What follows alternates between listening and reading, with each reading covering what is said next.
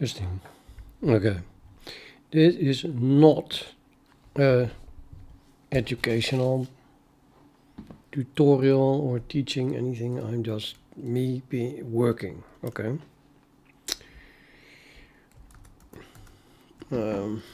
Nevertheless, I think that what I have to do is educate myself about GTK icon theme.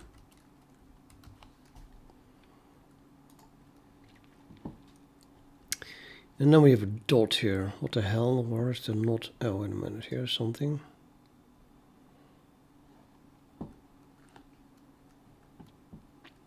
This is a gtkmm 4 and icon theme. Well, what can we learn from this? Would rather have a tutorial. Looking up icons by name. GTK icon theme provides a facility for looking up icons by name and size. The main reason for using a name rather than simply providing a file name is to allow different icons to be used depending on what icon theme is selected by the user. The operation of icon themes on Linux and Unix follows the icon paintable theme specification. There is a fallback icon theme named high color, where applications should install their icons. But additional icon themes can be installed as operating system vendors and users choose. In many cases, named themes are used indirectly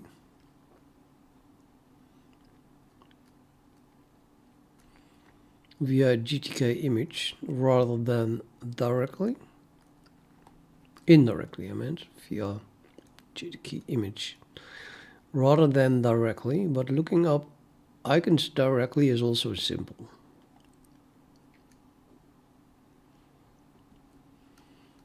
The GTK icon theme object acts as a database of all the icons in the current theme. You can create new GTK icon theme objects,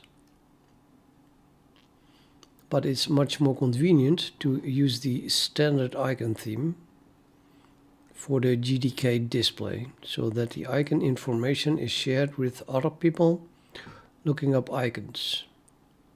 Use get for display.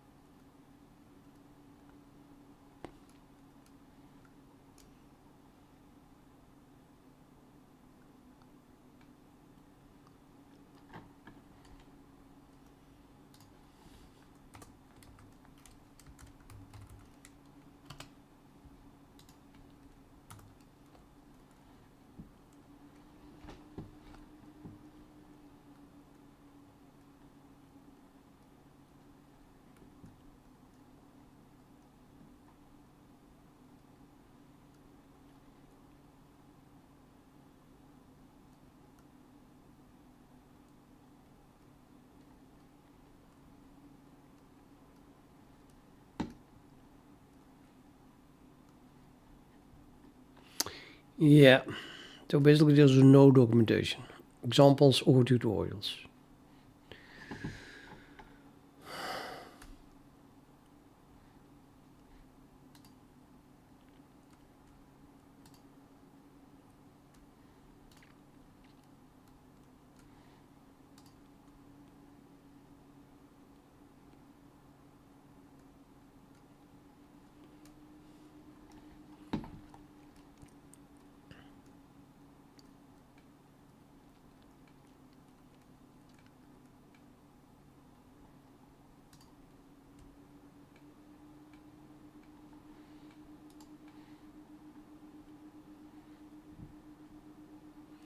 13 years ago. Yeah, I don't think that's gtkmm 4.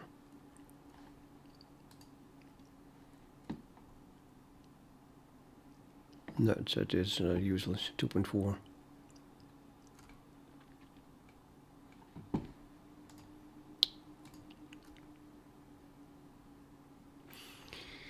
Yeah, I don't know. I think there is only one website, like literally one website, where you can expect any information. Like, yeah, maybe this of course also, but it's a bit, you know, almost non-existent.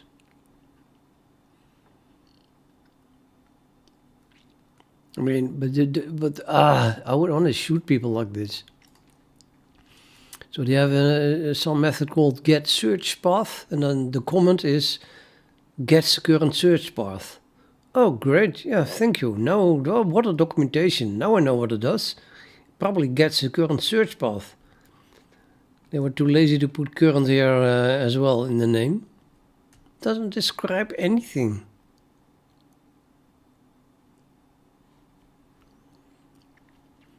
It's clearly not a tutorial or whatever.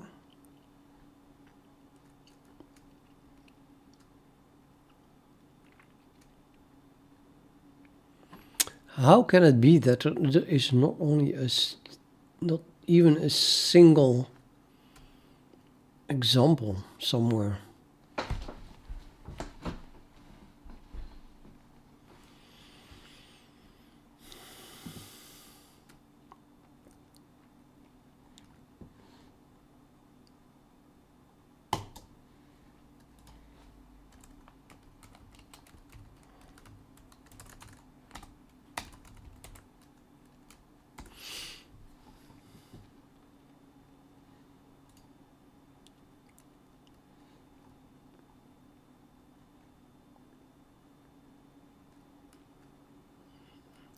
This guy also stopped at 2010. Hey, that's only 15 years old. Version 1.2.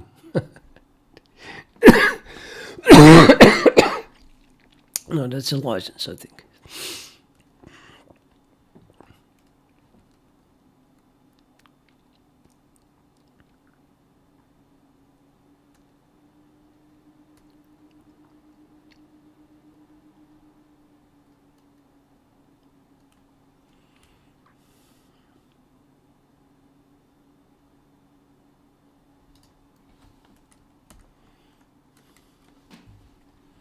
Yeah, you look in the for anything icon. There's exactly one thing that is a list of figures, which is actually about an entry.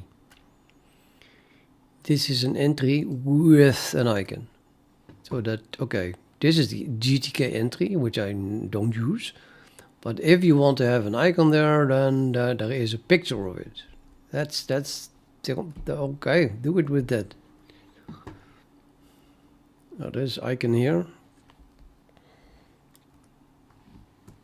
Oh, now we have 23 things. So apparently, it's still about entries.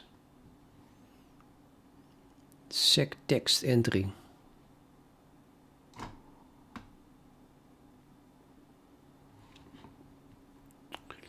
don't know what entry is, but it's not what I want. It's not about really about icons.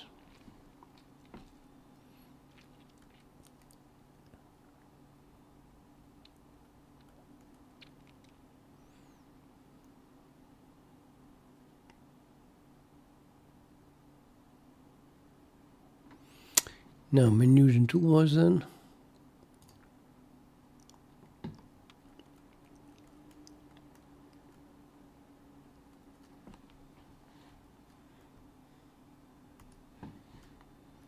Zero mentions of icons.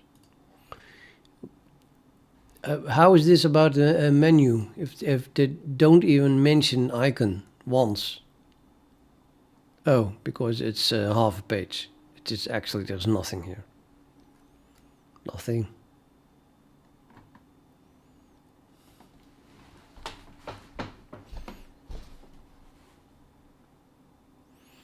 No, you get the this is just actions.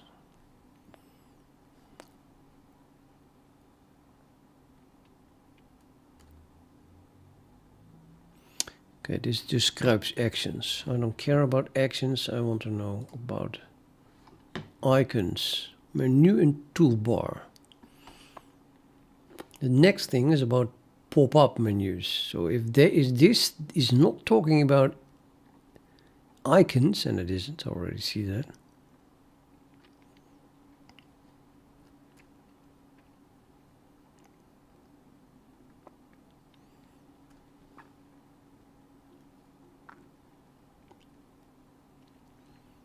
Nothing. So they don't support icons apparently.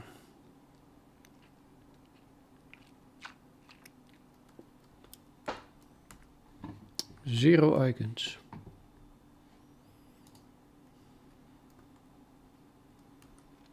Nothing. One.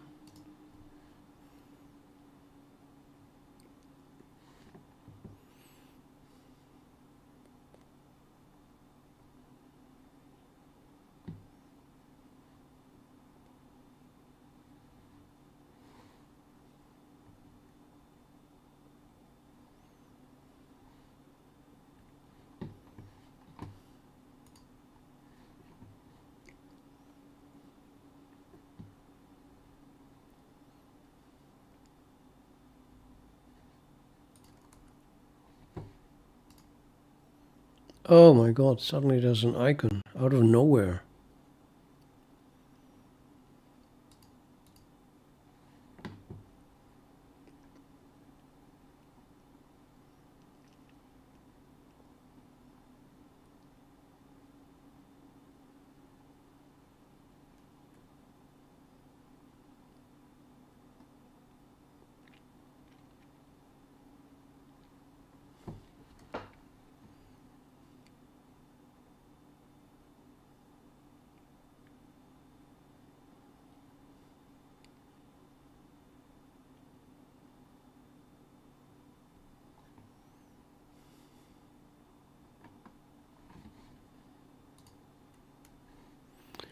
Only here.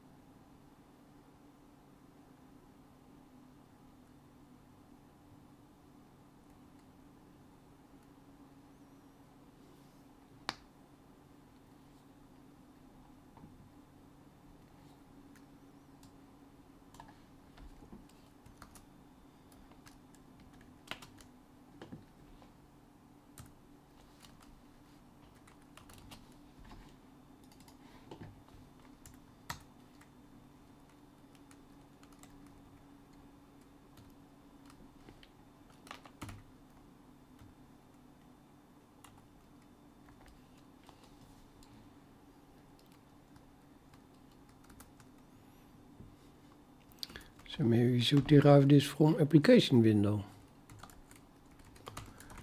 because that's what I do there. It is the whole application.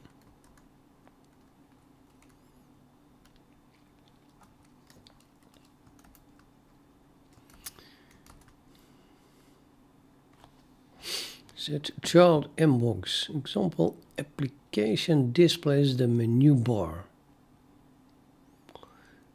Other stuff, such as a toolbar, is put into the box. I really want to see the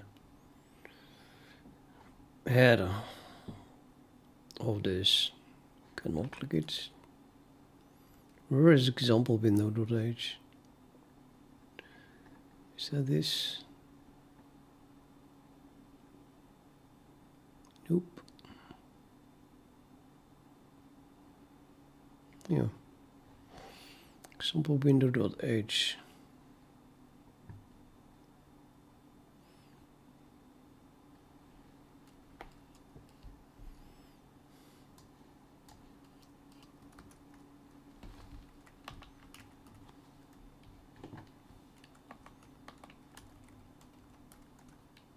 Oops.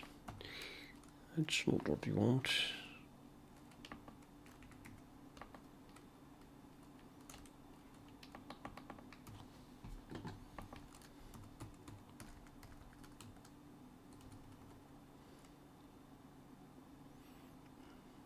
Why would it be virtual?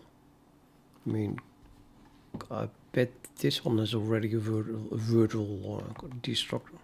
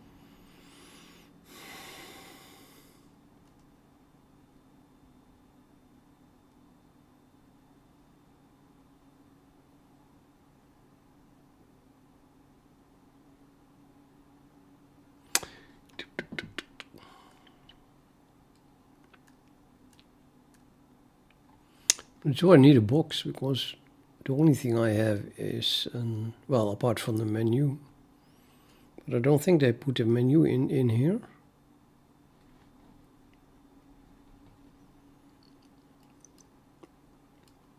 Don't think they did.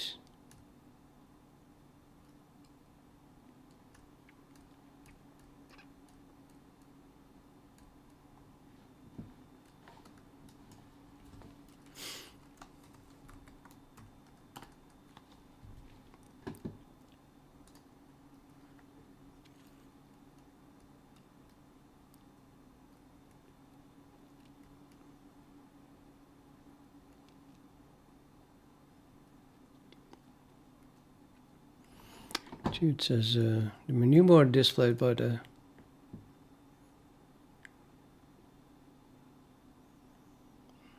well, I would say GTK application window, but anyway, then it says other stuff, aka not the menu bar, is put into the box. I only have one other stuff.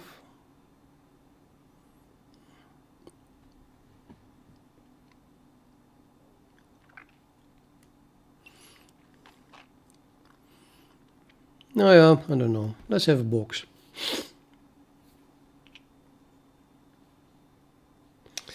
Maybe handy for the, what's it called? Penning of the board, while still having coordinates around it.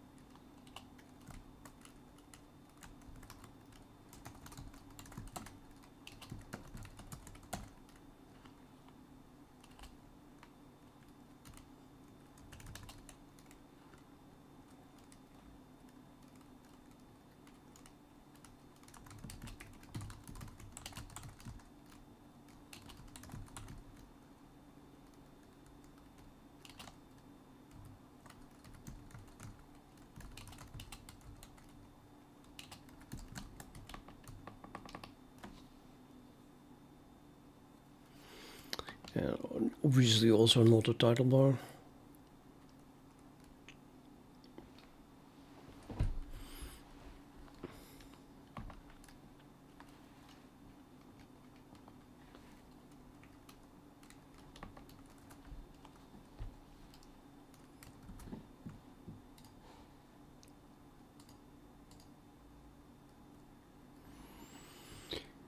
Yeah, and then this vertical, I can guess what that means, but what if I want to have a whole grid?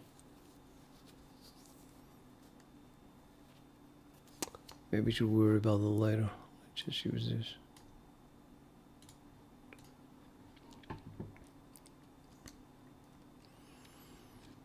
I don't know why they call the base class constructor. That is only necessary when it is a virtual base class, and it definitely is not. So it's just nonsense. I mean, if you don't mention it, then it's going to use the default constructor. Maybe they just wanted to make clear that the default constructor is constructed first here. I mean, the default constructor is called for a base class. Definitely not necessary.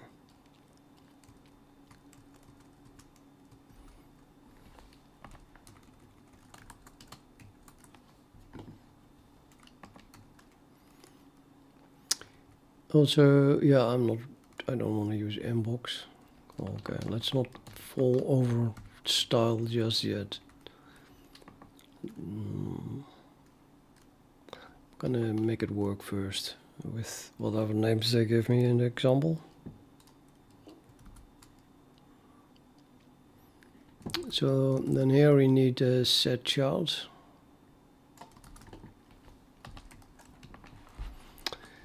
And top.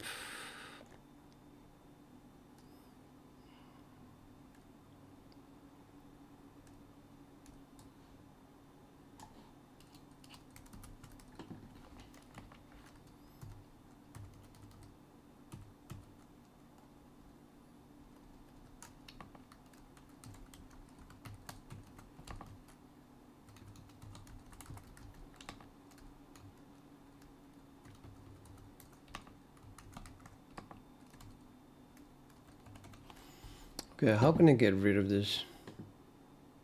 Oh, maybe like that. So some stupid pop-up. I get a pop-up like days already.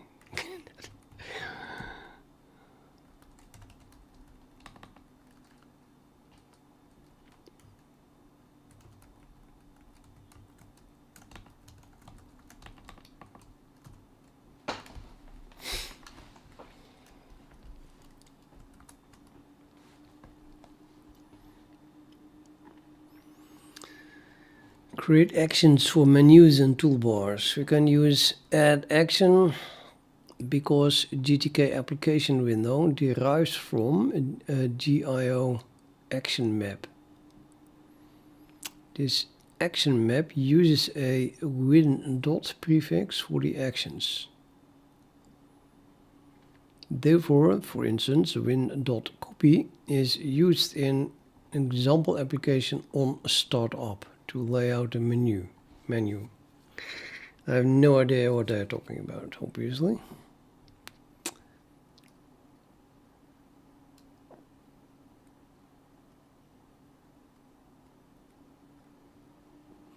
Oh, that's it. We say copy here, but then in the end it's going to be win.copy, which is then used elsewhere.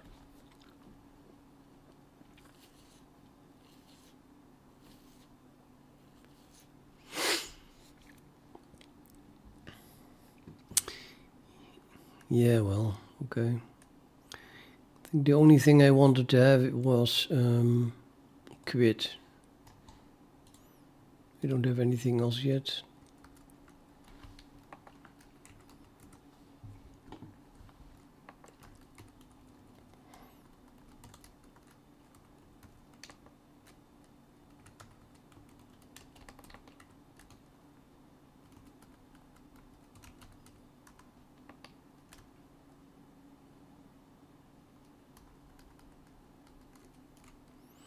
Now, did I call that before? Do I have a quit somewhere? Or an exit?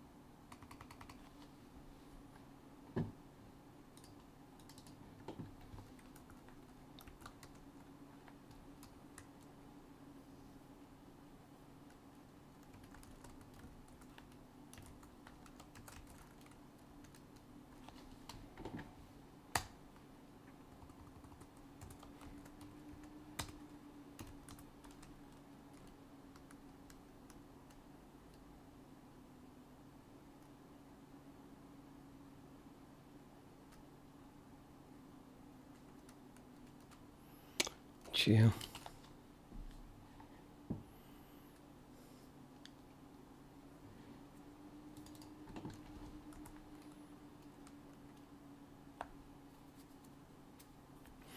Here actually it says on menu top entry. And so that is file, on menu file quit with quit in caps. Oh, well, like this. Haha.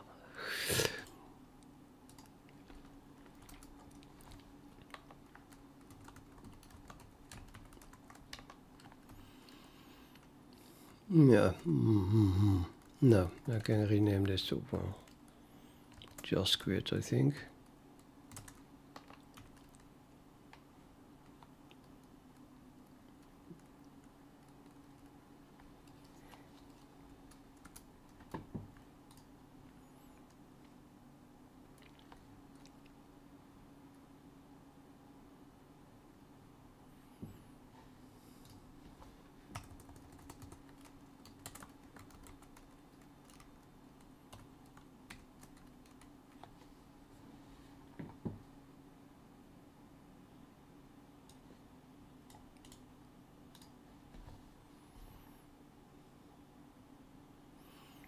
It's part of the application called this callback.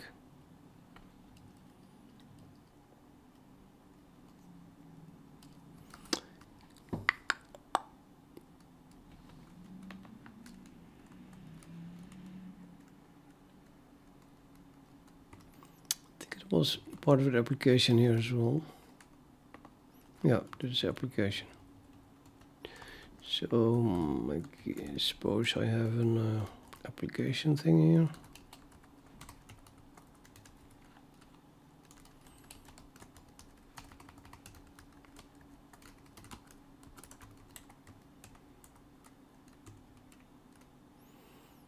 Yep, and that already has an on menu. Okay, I rename this to quit.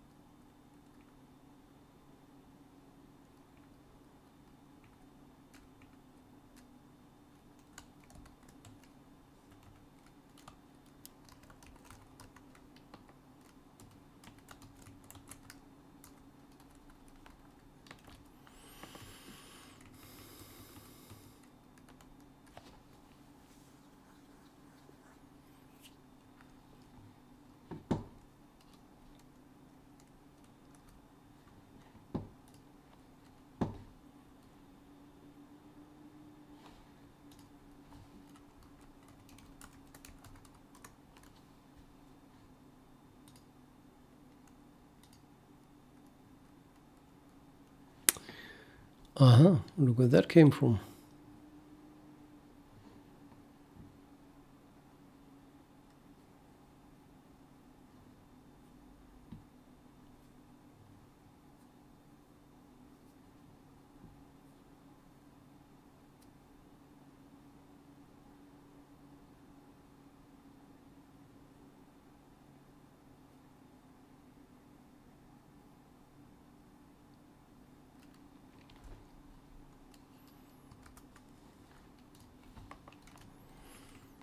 No, I don't know what I did. Let's try to call it. Let's try to make it compile again.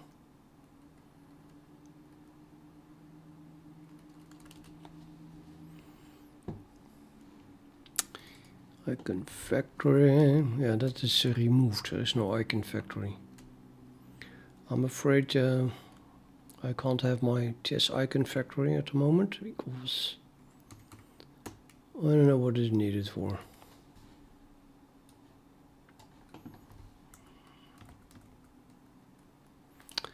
I want this to work again, but right now I don't know how.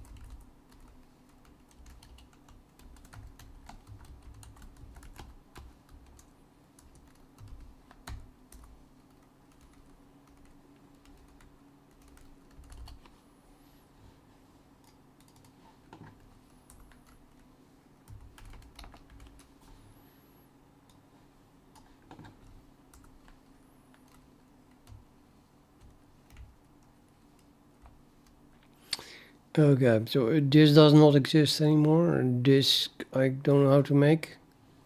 Basically, I don't have a chess menu bar at all. Let's comment that one out as well then.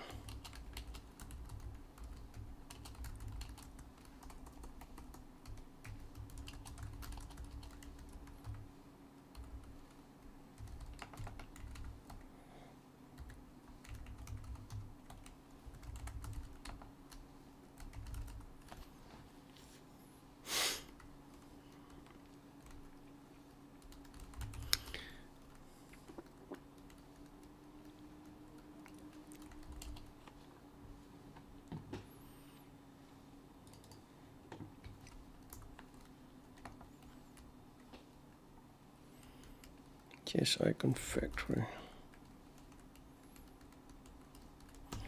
I'll just comment everything out.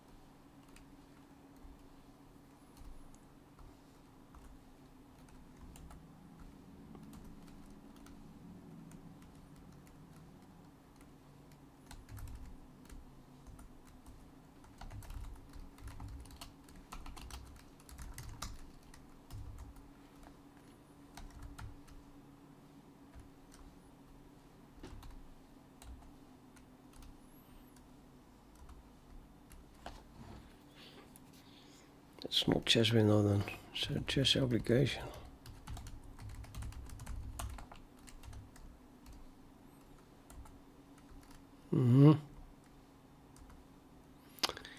But that is private.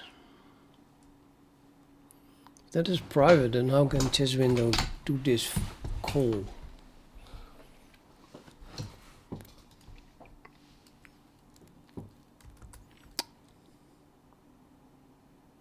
So we have example application.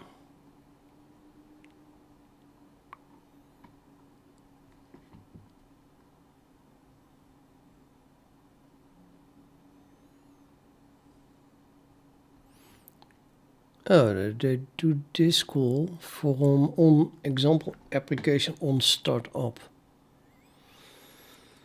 Not from where I expected it. So we have this, which is private.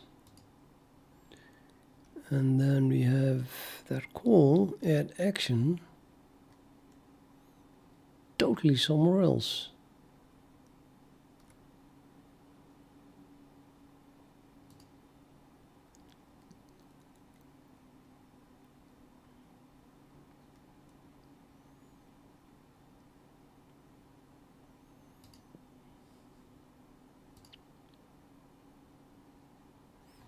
I need an on start up apparently.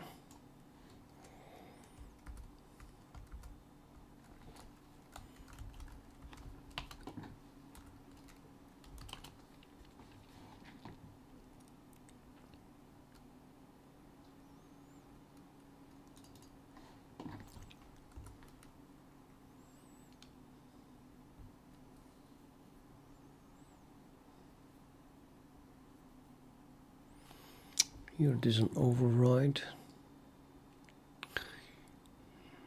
virtual function from here that is overridden.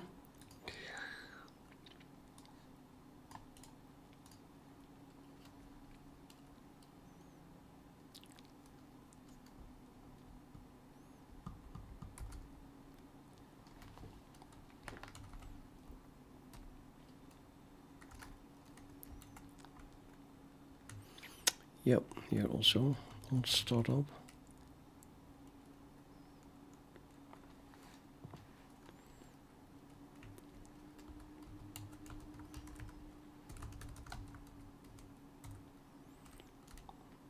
Mm-hmm.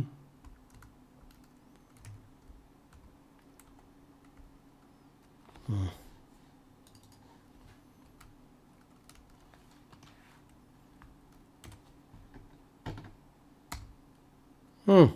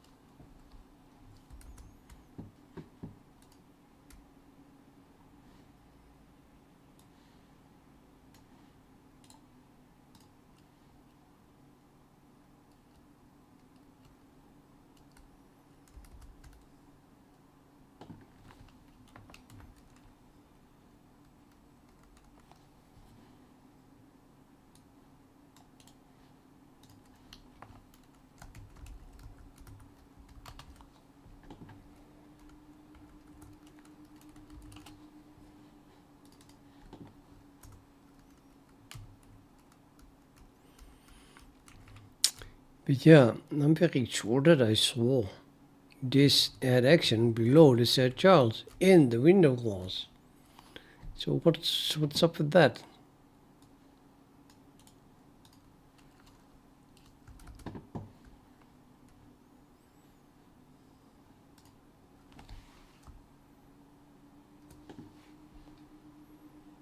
There it is. Oh, it is copy. Copy paste and etc. is done. Those are member functions of the window. So I just changed something incorrectly,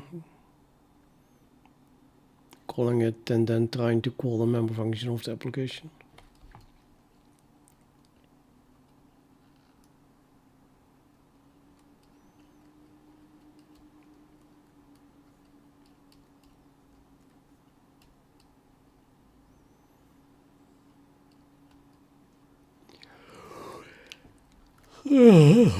Okay, do I have all menus in my window in the old thing? Yeah.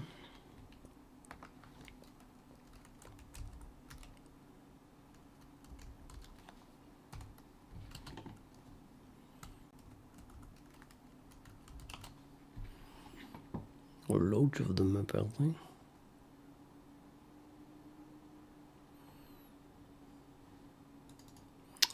like that one. Open, save, new, clear.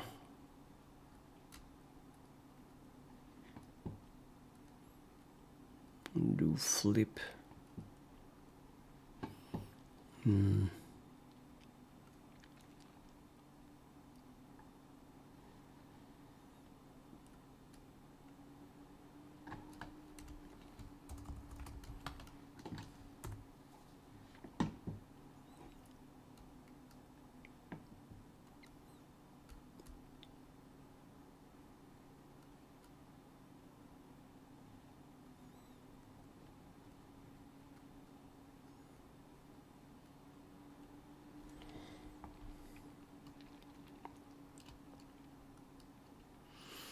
Yeah, I'm also doing that elsewhere.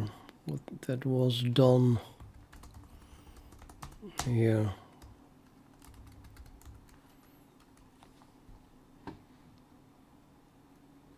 Here. I think I'm doing that by calling some macro. It must be the add macro then.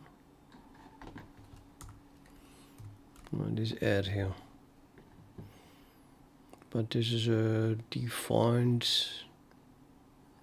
just for file, I think. Totally not clear.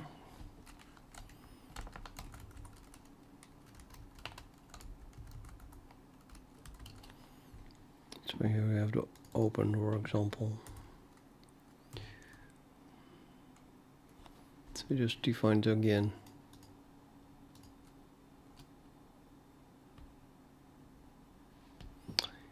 And that's append menu entries.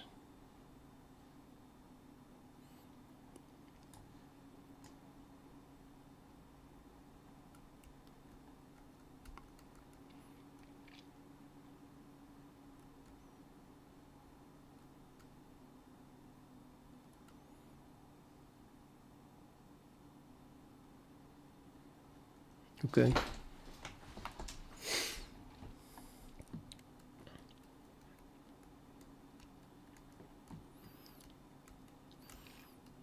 I think I still want to have that.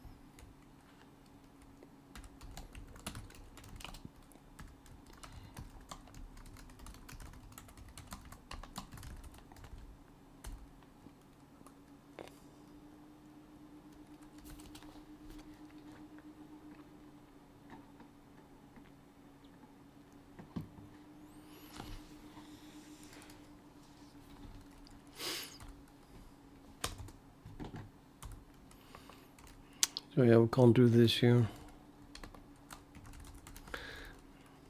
Just forget about the others for now.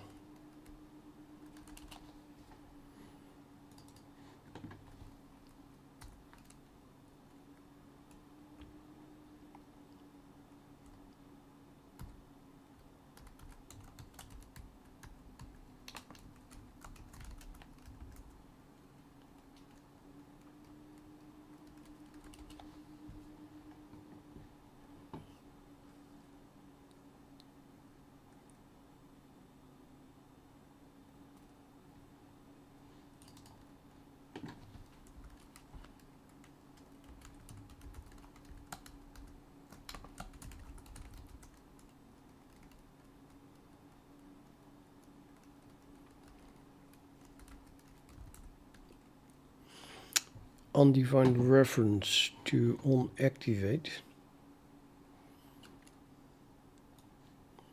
What is that normally used for? Let's first search in here.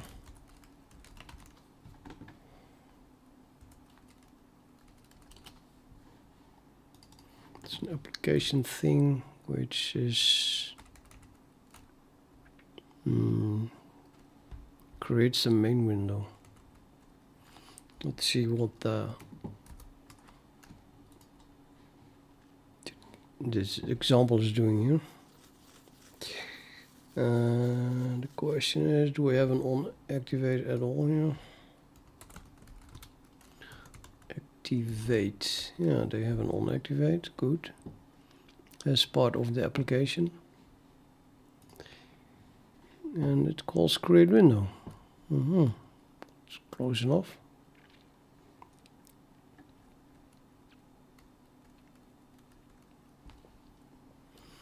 So I need to implement this.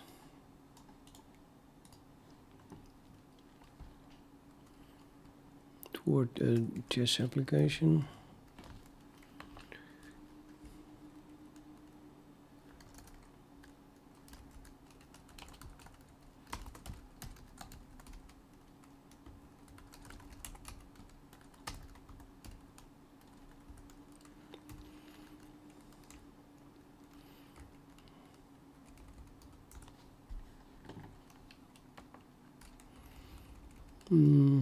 But make it look as much as possible as my old application.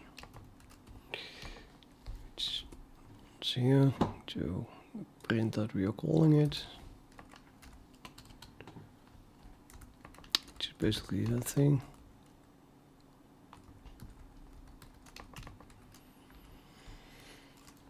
And then the application has been started. Create and show the main window. The application has been started, so let's show a window. Okay, I'm gonna go with the latest comment, I suppose.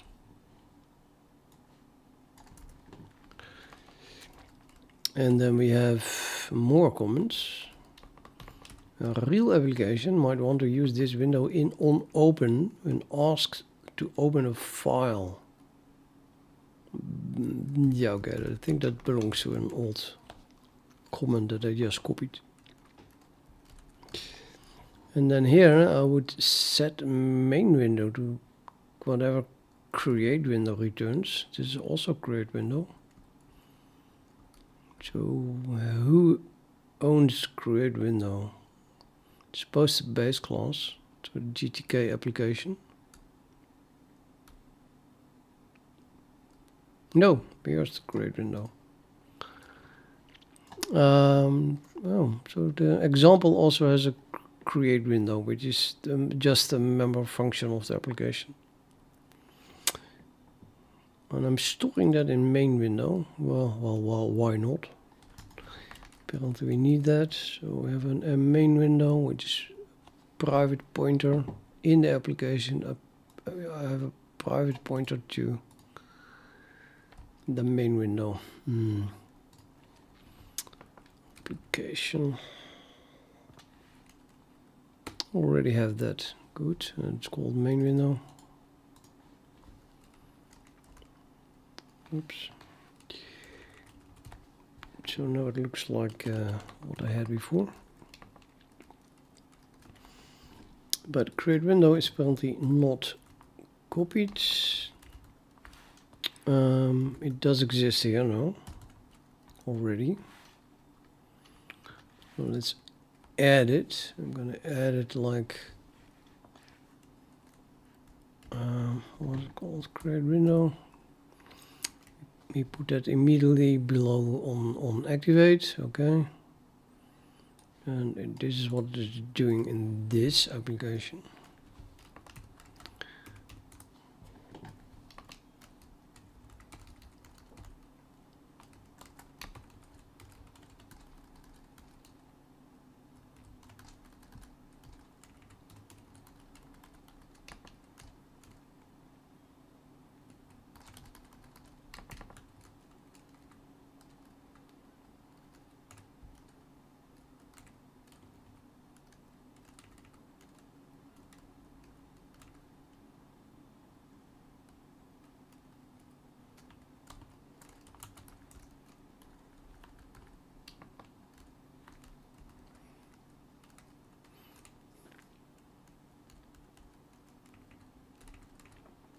No, okay, whatever.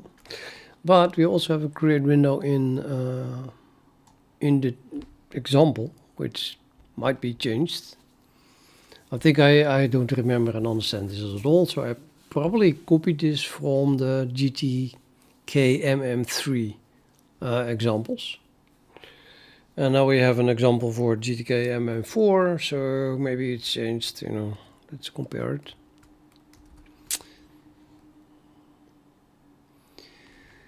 This is the example. It is a page with the examples. Create window. We have 3 of them. Yep, there it is. This is all that they do. They do just new example window. Well, that's what I did as well. New test window. I pass this pointer to the application, so my main window knows what the application is, and the application knows what the main window is, so everybody happy.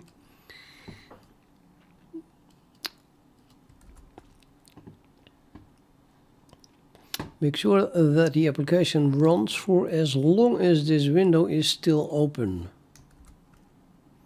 And that's the same as this comment. And we have the add window, main window. Yeah, that's just that thing here. Delete the window when it is hidden. That's enough for this simple example. Why not just give the full production ready code, man? Delete the window when it's hidden.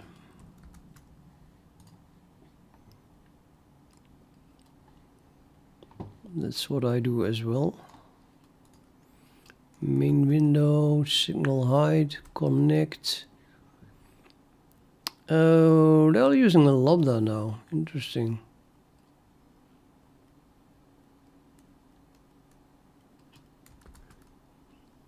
Lambda much better. Choose the lambda. And just delete the win.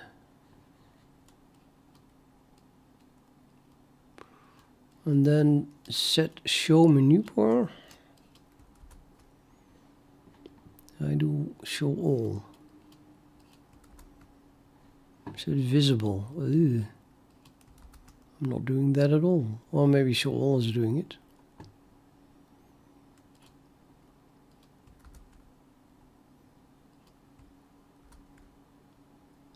I'm not sure. Let's do what they do here. This is the latest example, right? I think the show all must be replaced with that.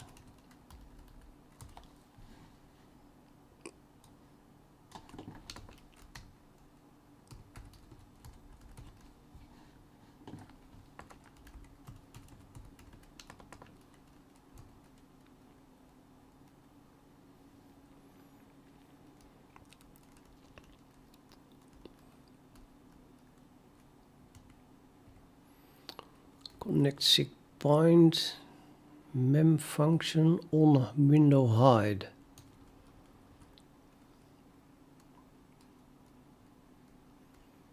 So what I do is that if the hide signal comes, I call on window hide.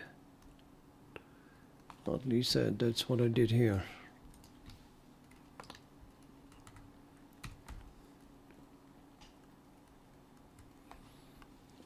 Which then in turn eventually calls delete window in a more sophisticated way with all kinds of prints and stuff. Okay, I did it like this. Now let's copy this, put that below the current function that we're working on. Rip. Void no Linux. For some reason I removed it.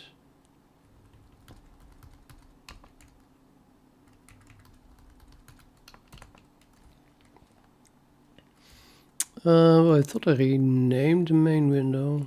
Actually, this main window is here, main window, but eventually it's gonna be this. So everywhere we have m main window. I want to have that.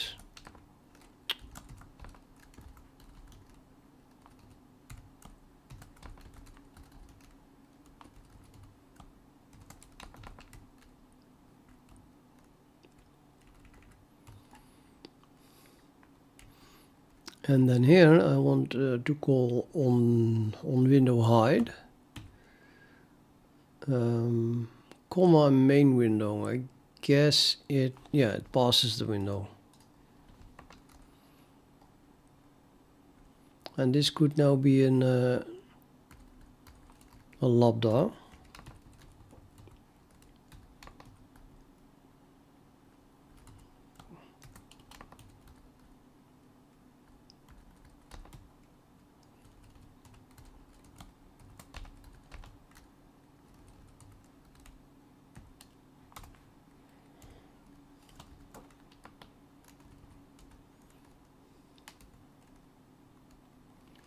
Apparently.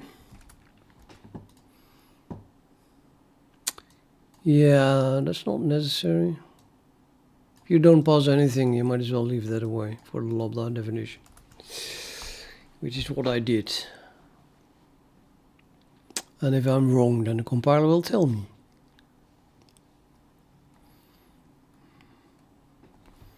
No, I'll just add it. I don't know. I have to admit that it looks better on this one.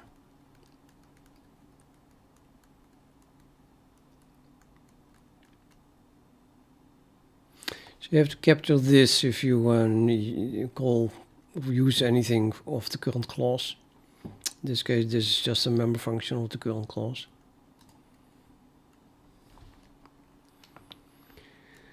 But I also need to capture main window itself. But do I? I mean, the question is, where exactly is main? We don't have main window yet. While create window is being called, this wouldn't work if it was actually called like that, because then it's going to assert on the fact that main window wasn't set yet. But okay, maybe you can connect it here, knowing that it's impossible for the window to be closed while we just created it. So it's kind of scary until we return and then actually set main window, and then it's not scary anymore. But I think that's a single threaded thing. Just create a window, assign it, blah blah blah. And then then what do you want to pass here? Well, might as well pass nothing, because we already have main window, and then assume that the main window is being closed. Or is that nonsense? I don't think it's nonsense, because you're only allowed to call it with main window. Why would they even pass this? Why would they pass anything? Oh, because is it an overridden file on window hide? Is that an existing thing, like a virtual function? I doubt it, actually.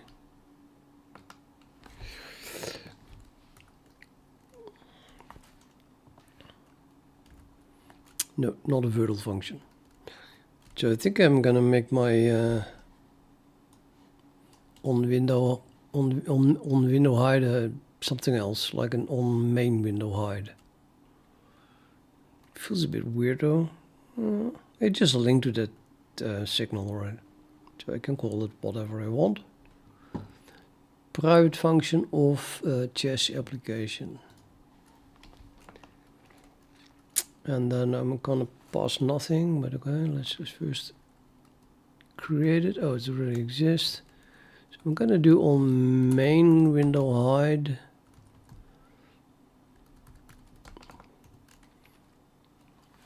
And then we can go back, and I call this on main window hide, and we don't pass anything.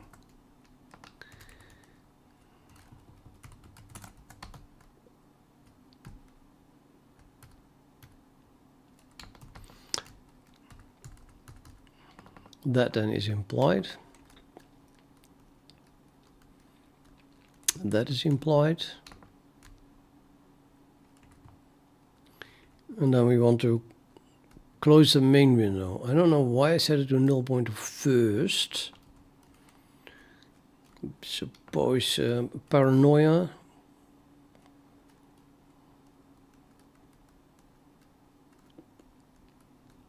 Does it really seem necessary? I think I'll do it afterwards. This is paranoia.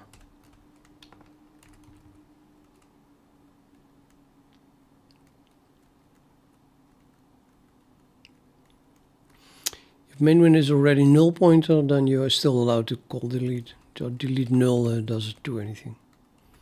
So there's no reason to test if it is null here.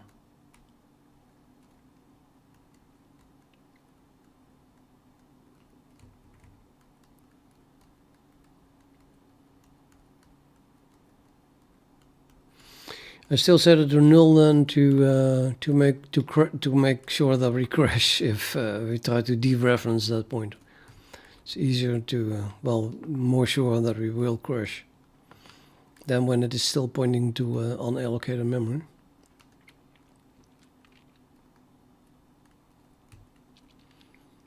Yeah, I think now we have finished the create window thing, which was then the on activate and blah blah. Okay, totally lost overview again. Still fixing compile errors though.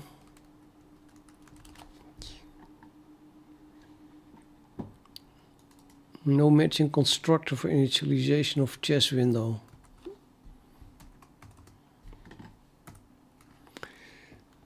Why not?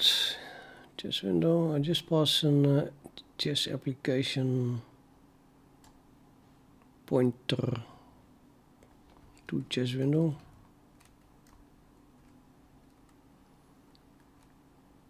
Oh, this is a default constructor. Okay, my constructor is slightly different.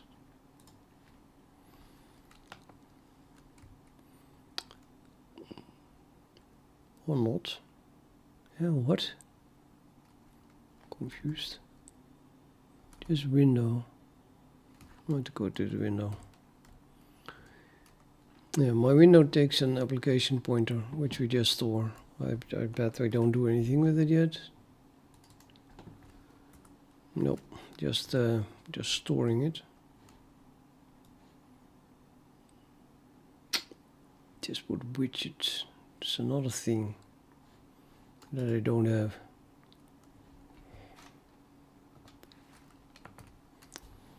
Okay, at the top of our chess window we have the pointer to the application. Let's do that first.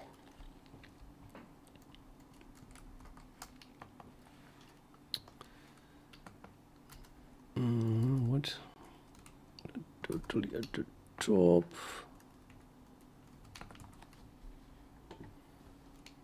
This is protected. Why would that be protected? That's, I think, because I copied it. Copied it from the example. Let's do everything private.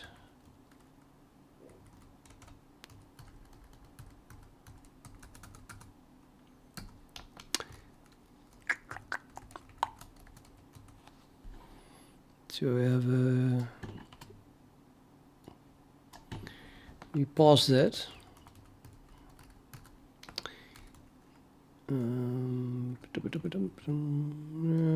Good enough.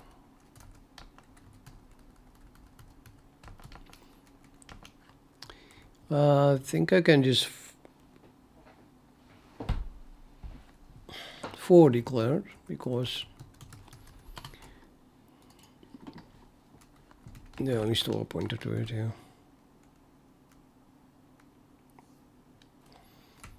Okay, so now this is being passed, and we have an M application. Oh, let's rename that. It's my thing, so.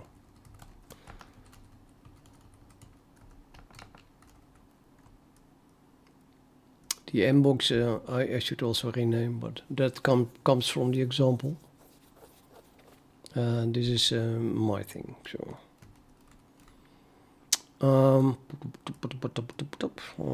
Control T, yeah, that seems to work. Do I pass this here, or then I need to go to the chess window constructor.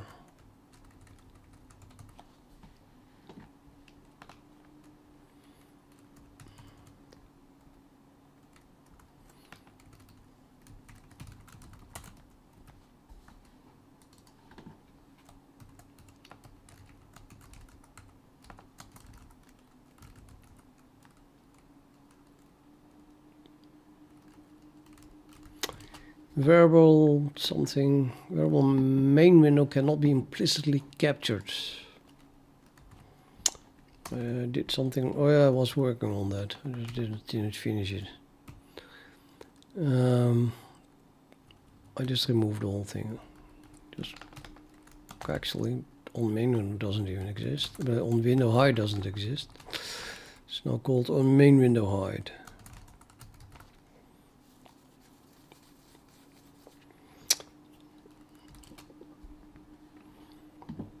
No matching constructor initialization of GUI chess window. In instantiation of function template specialization, GTK make managed GUI chess window requested here.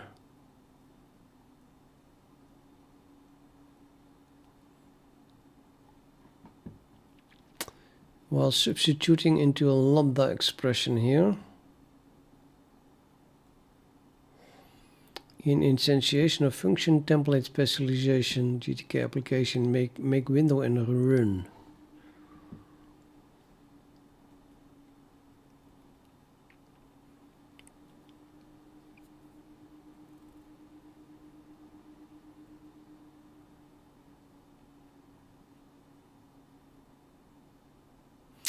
Now this is my code, and that's calling this, and the question is that something I copied from the example? Yep, blip. Yep, I did. And they pass something. That's apparently possible.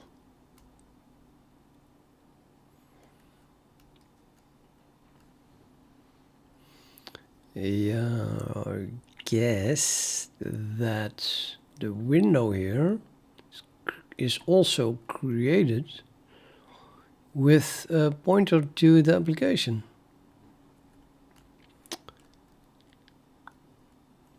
Ain't that what I want? So you just have to pass it as a third argument.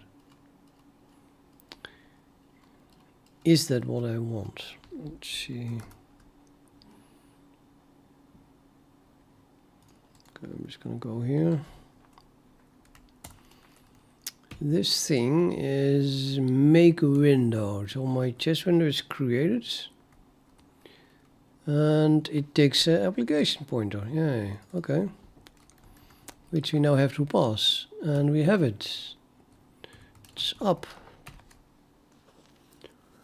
Provided that this auto thing here is actually a pointer or something convertible to a pointer. Plus it's a pointer to GTK application. What?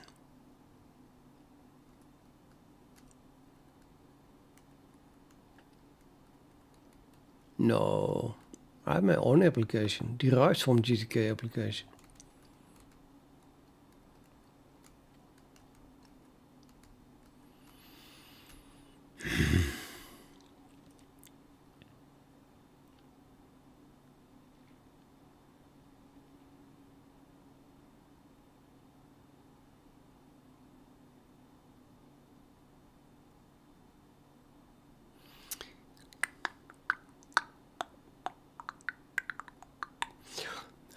My guess would be that this returns a reference count, not a plain pointer, which would mean that this doesn't compile. I'll just see that.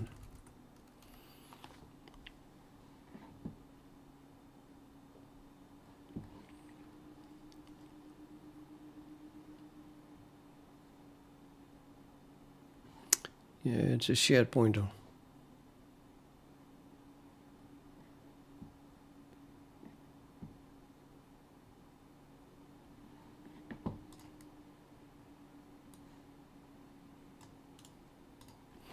But even that is something I don't want. Don't really get the whole shared pointer thing, but well.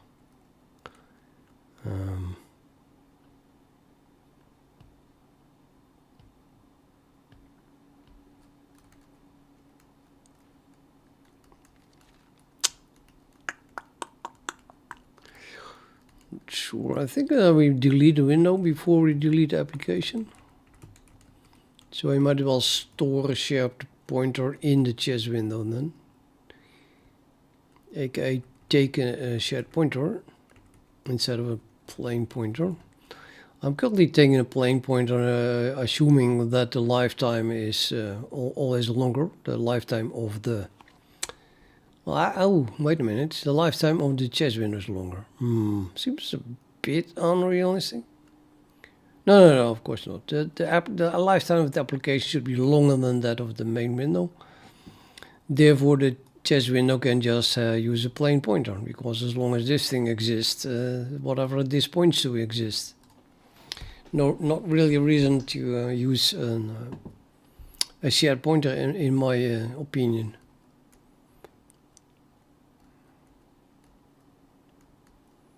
It feels like I don't know what I'm doing, therefore I use a shared pointer thing, you know. I mean, come on, if you destruct application before the window, then you should crash. Let it crash. But okay, I don't want to do this anyway anymore. This is not the correct way to do it. I copied it obviously from here.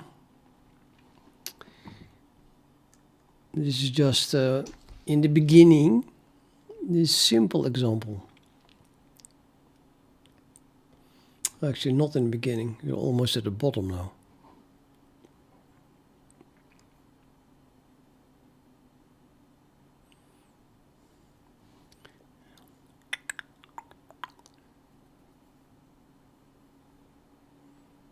Pretty sure they have something derived from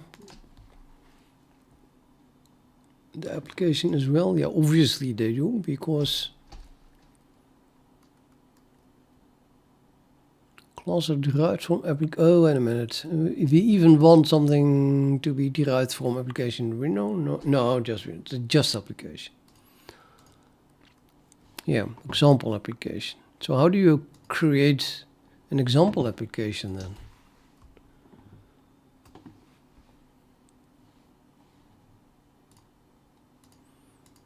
It is a static pointer called create. This is an alias for a standard shared pointer I read somewhere. Yeah, so there must be a static pointer, so there must be a create called there.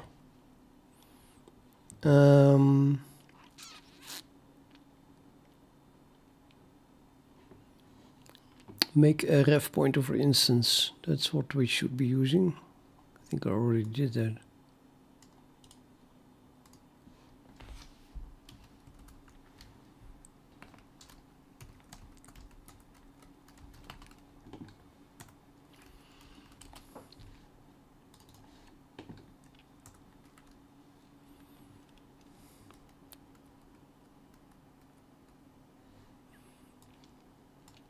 Could call this.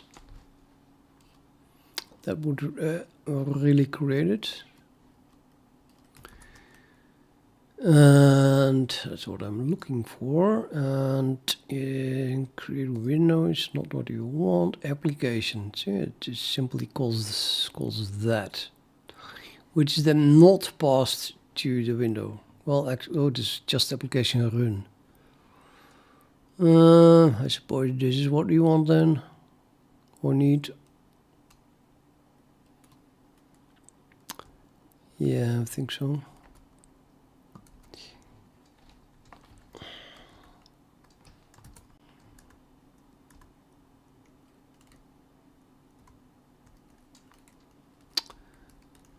What?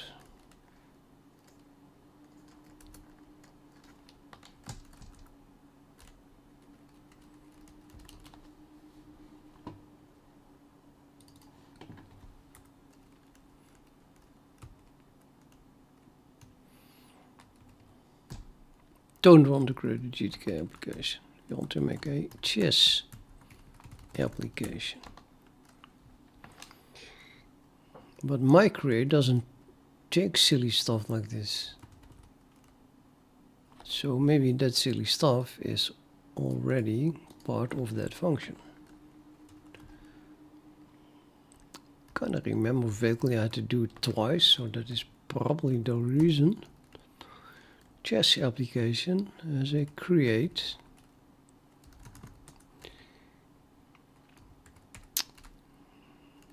Creates a new chess application. That's when we need a constructor. Constructor, and the constructor is no constructor. Yes, the constructor. Yep, there it is. So it is being passed. And that's what I had, and I just reproduced that, duplicated it, did it twice. So the silly string is passed to the base class already, and don't have to pass anything to my own class when creating it. Here. And this is now a standard shared pointer, and well, whatever. I'll pass a standard shared pointer.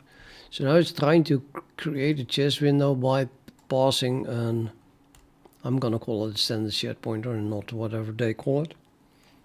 It's supposed to be an alias anyway. So my chess window now needs to take a standard shared pointer to a chess application.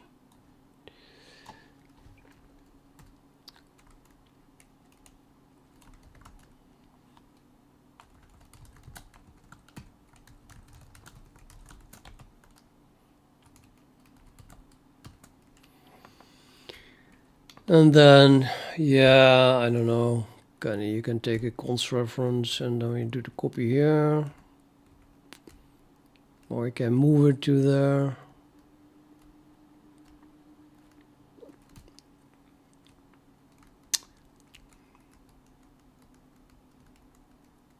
I think I'm gonna, in this case, rather random, take a const reference. And then this makes a copy anyway. So in the end, you end up with incrementing the reference count of the shared pointer once.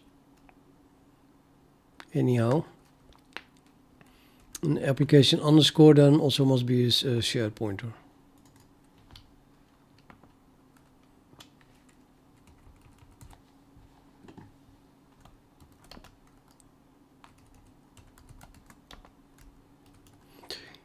Which, like I said before, it feels very silly because the lifetime is just way longer anyway of the application.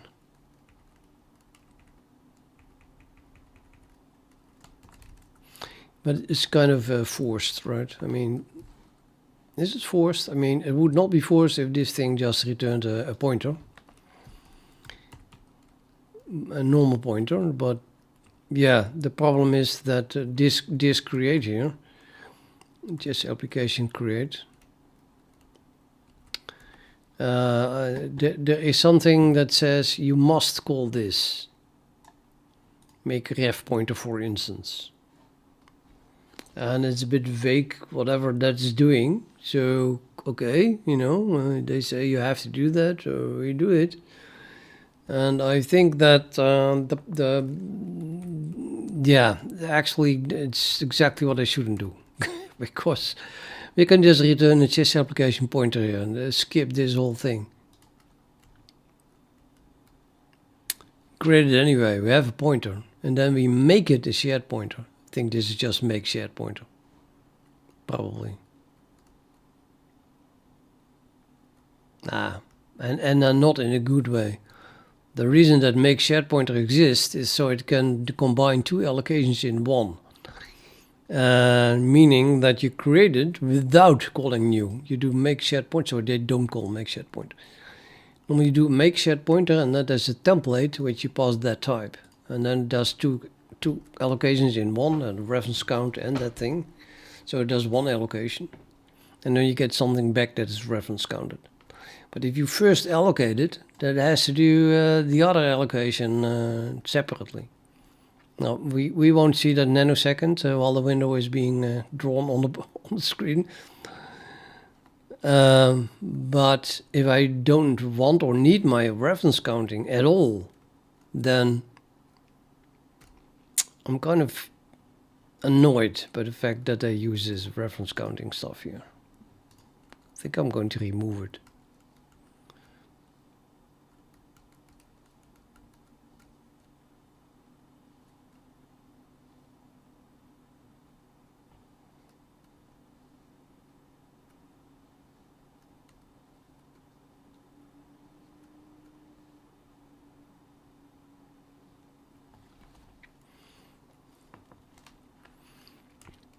Let's see, if the test application is destructured, and it's not trying to delete a window at all.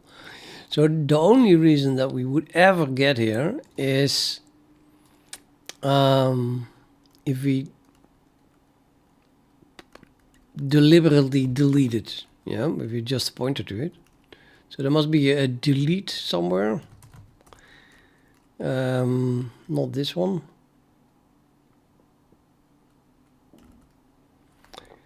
A deletes the application.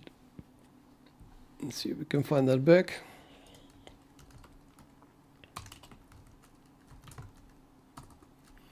Delete tracked memory queue. Delete main window. There is no deletion of my application whatsoever.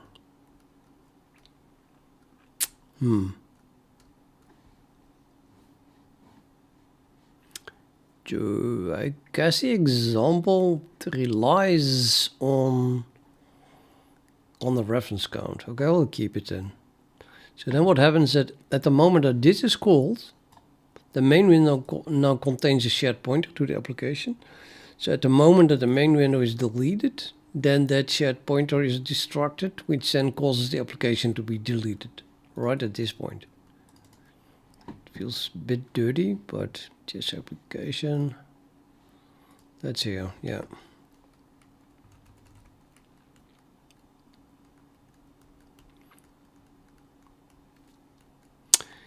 Well, so this is being called on chess application. This destroys chess application, and then we access it.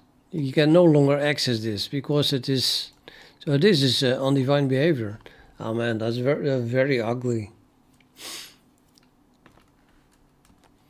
So I think that before I call this, I should increment the reference count on the application to be. Just to make sure that it is not destructed until we are completely done with it. But yeah, it's called from a signal handler. What's up with that, man? This is not the right way. I don't like this at all.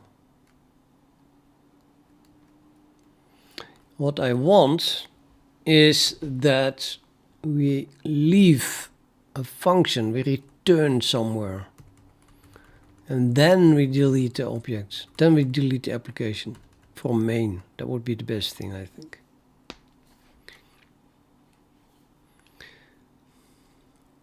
I thought I saw a comment somewhere that says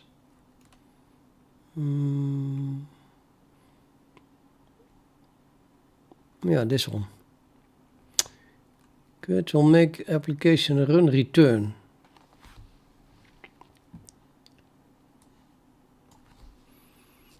But it's a crude way of ending the program. The window is not removed from the application.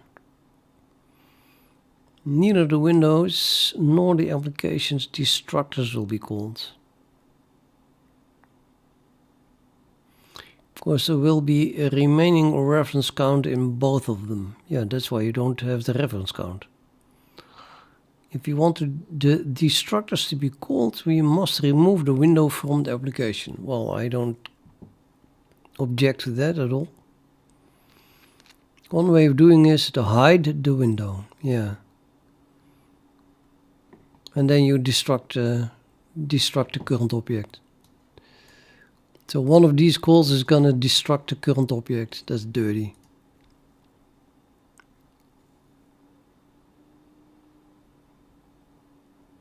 I don't want to do that.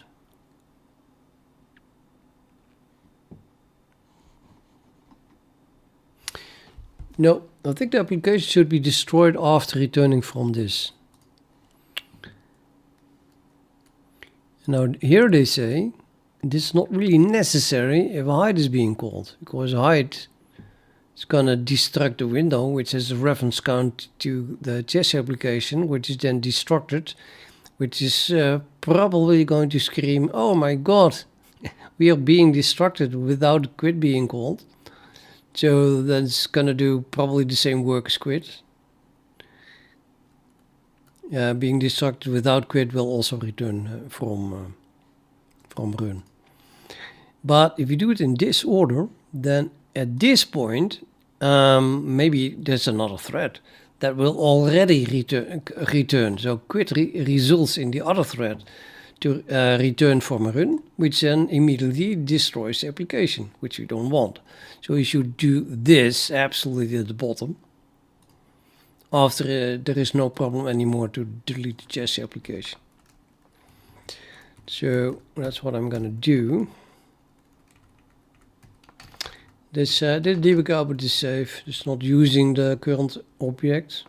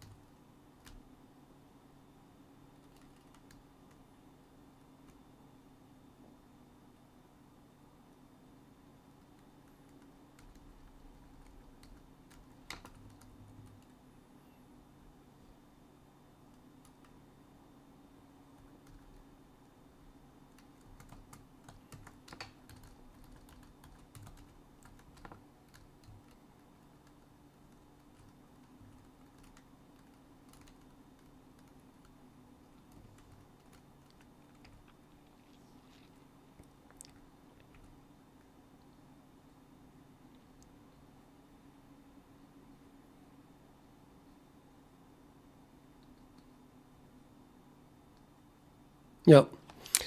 And now the last thing that we want, because we're going to call quit, which is a member function of the application. The last thing we want is that calling a window hide is going to destruct the application. So my window no longer should have a reference count to the chess application. Definitely have to delete that part. So I have a chess window.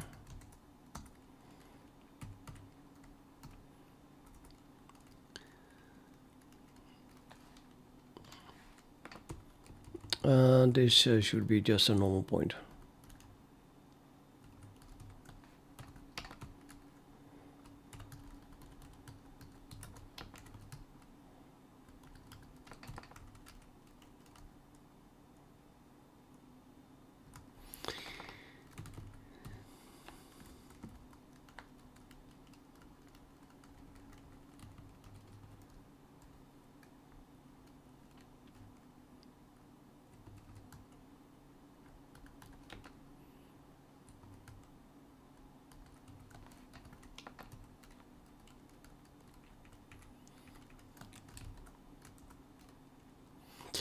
Which then means that they should return a normal pointer. I'm just going to call it what it is.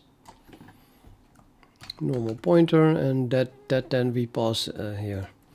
But of course, that means that the create must return a normal pointer. This application create.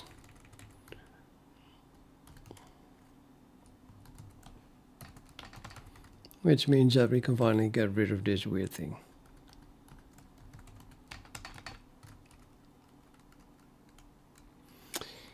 And then somewhere I'm calling run, and I'm guessing that's gonna be part of this function.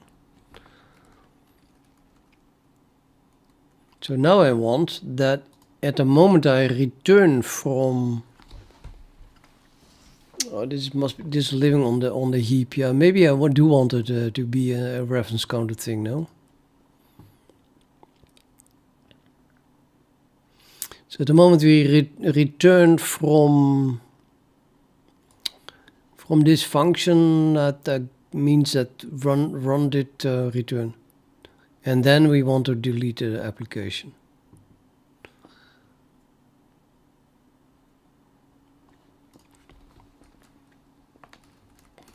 So it's more like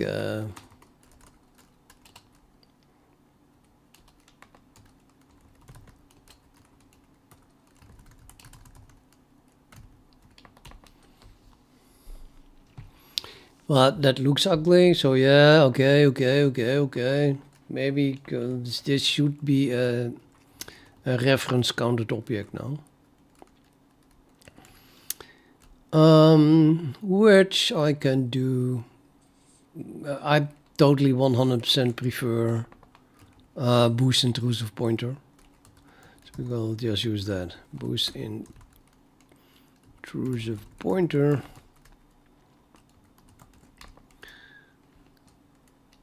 Over standard shared pointer. One of the reasons being that this is basically just a normal pointer,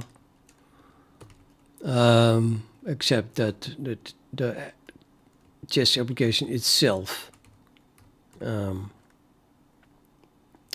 keeps track of a reference count by adding here utils AI ref count or count, yeah.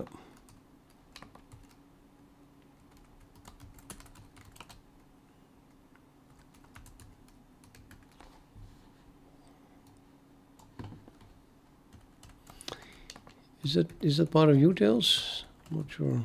Well, it is in utils, but I'm not sure about the namespace. There's no namespace, yeah.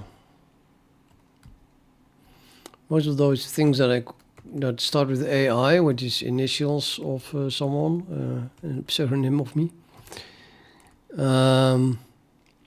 they are not in a namespace.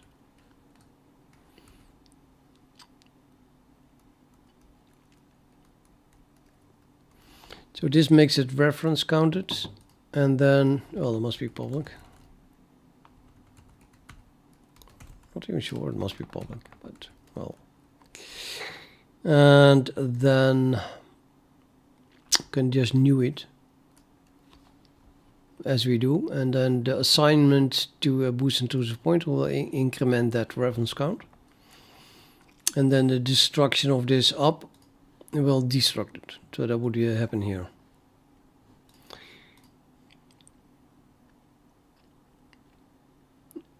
But yeah, and then the question is, do we want to pass a boost intrusive pointer or not really? I think we just want to pass the pointer itself. I'm not sure if that automatically converts to a pointer. I have an intrusive pointer here, so that is probably good enough to see that.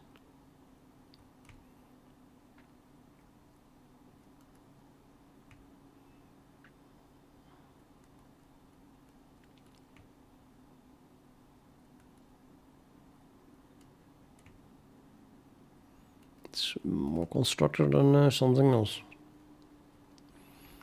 Reset, reset, reset. Now you have to get call get. Yeah, of course you have to call get.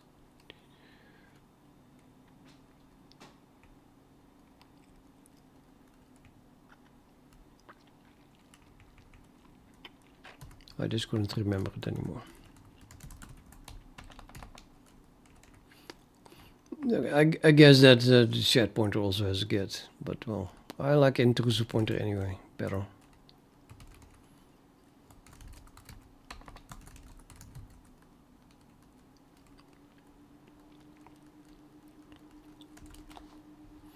Return type of out of line definition.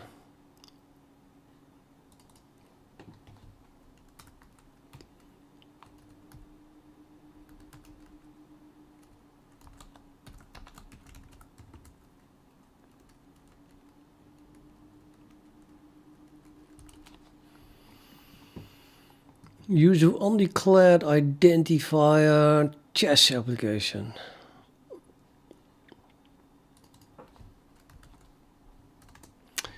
There is another thing actually.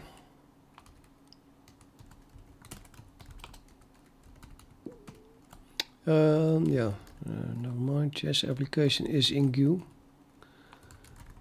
Not sure if not one includes the other, I have to admit. Chess application includes window already. Huh? Where am I now? Oh, that's .cxx. Chess application.h includes absolutely nothing. Okay, there's a window. Also not. Okay, both need to be included. Yeah, so something else. I mean, I use, of course, created a lot in other projects, and they always return a boost intrusive pointer. So now I made it a boost intrusive pointer. I finally remembered that. I think they should return a boost intrusive pointer, because then you don't have to remember to do this. Otherwise, it would not be destructed. So this can be an auto.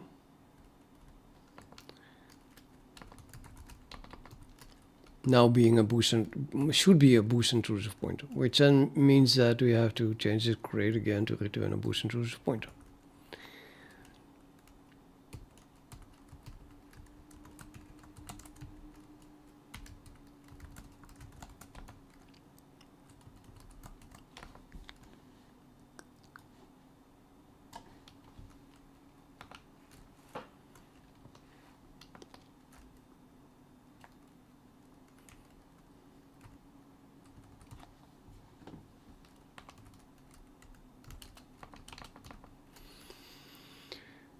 And then I suppose I should include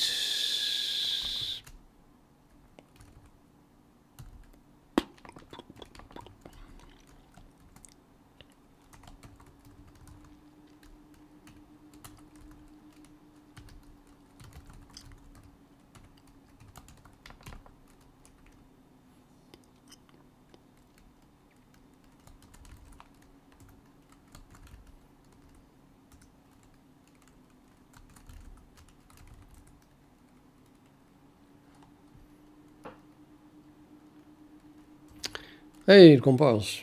That means it works. So play. And we get 2 windows. That's not what I expected.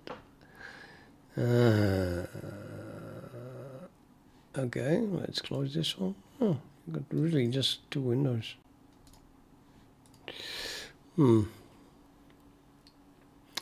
no debug output.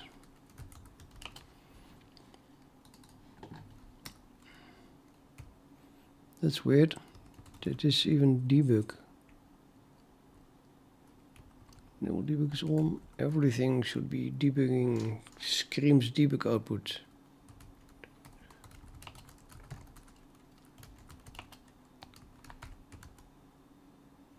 There's no play here.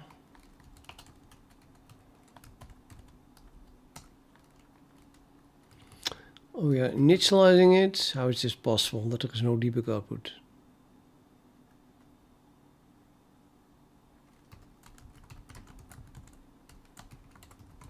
I think it's because it's this opens a new thread. I think everything is running in a this probably everything is running in a thread. So this is not printing debug output then. Maybe I should add debug output to that as well. But then the entering main is not really necessary anymore. But okay.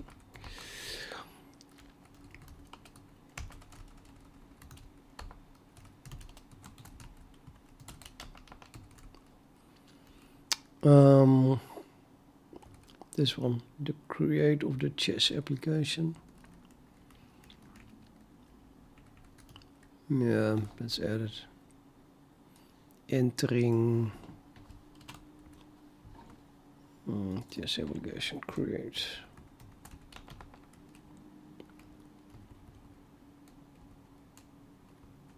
Yeah, make it an entering instead of calling.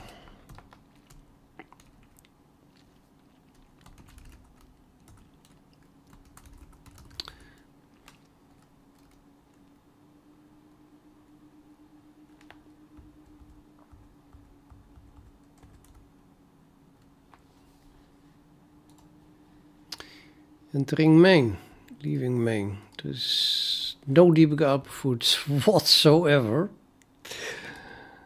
What?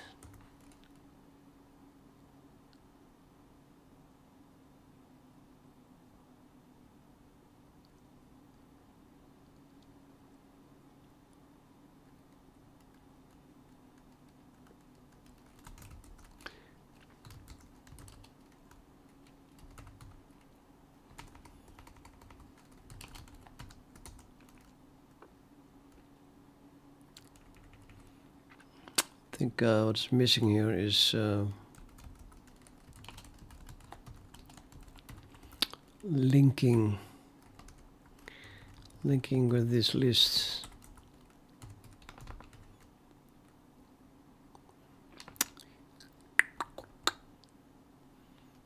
That includes the debug stuff, including the macro that turns on all the debugging.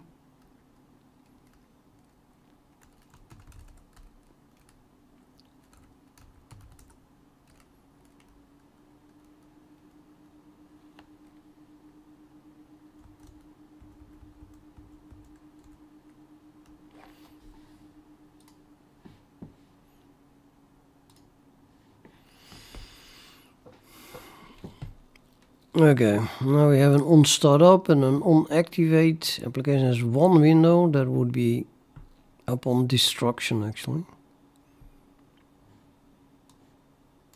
On activate.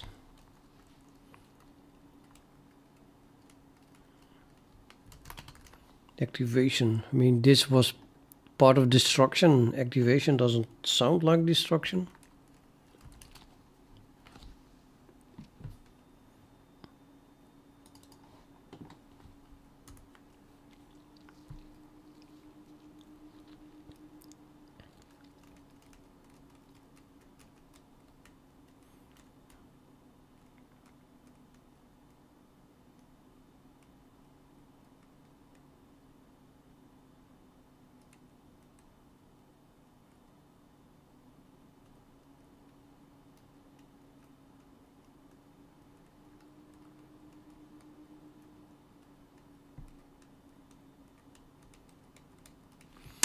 I have absolutely no idea what happens here, but okay.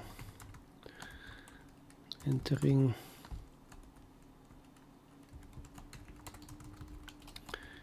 Just printing this is a bit unclear if you don't know in which function you're on. So that every function that prints debug output should start with the dout entering. Which increments indentation, by the way. It prints just this with the word entering in front of it. And the indentation is incremented until the end of the scope.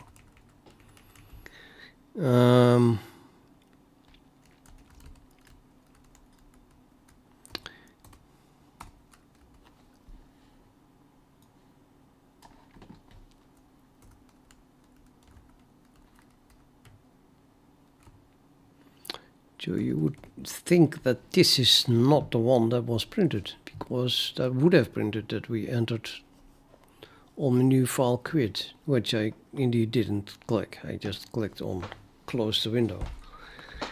That should also destruct the window, shouldn't it?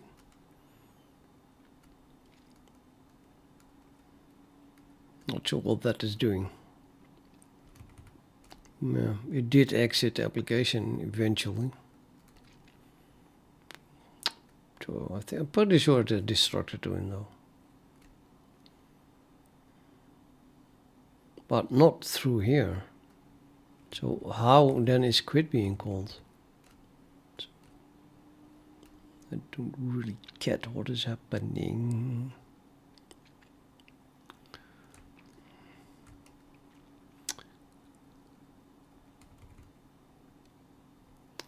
All my functions here have a dout entering.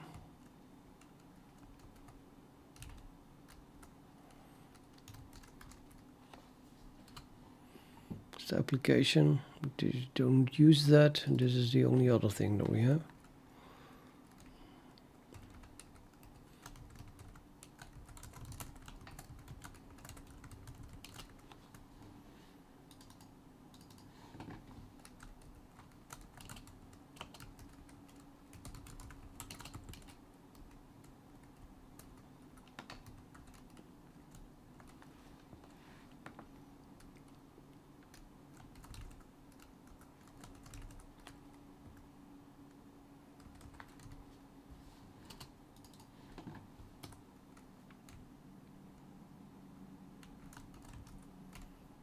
all there is.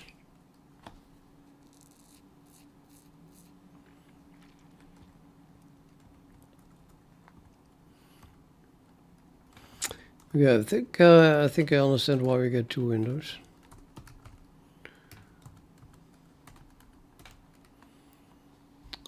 Make window, so this creates one, but pretty sure that creating the application also creates a window.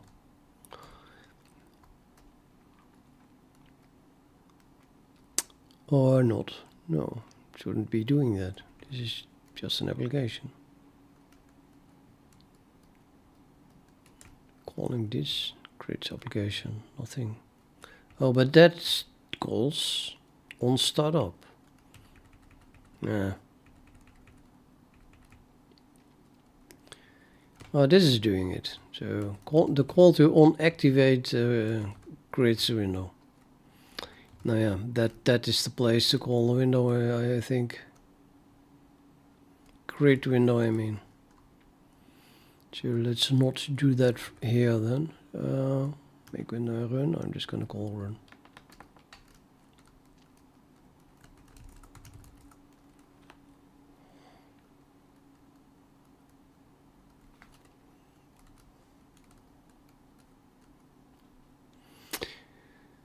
Expected blah. Oh, create window is gone, so it's not a template anymore.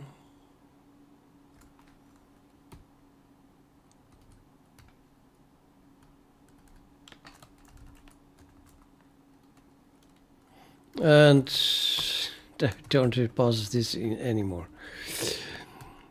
I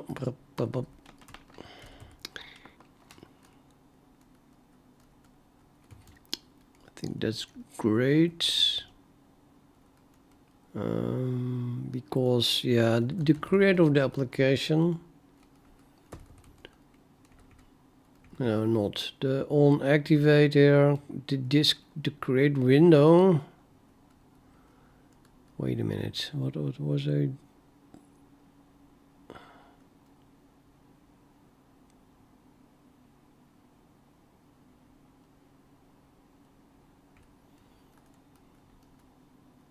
I don't know what I was thinking.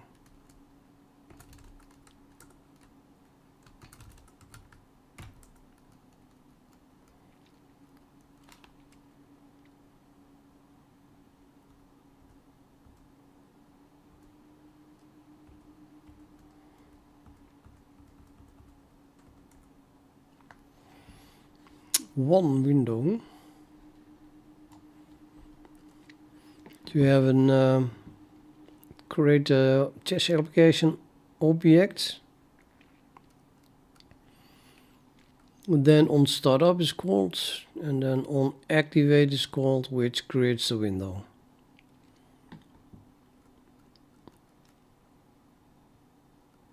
And then something really weird happens.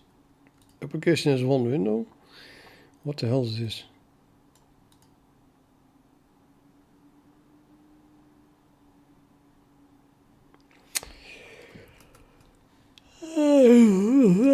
Okay, click that, then yeah, that doesn't feel like the window is being destructed.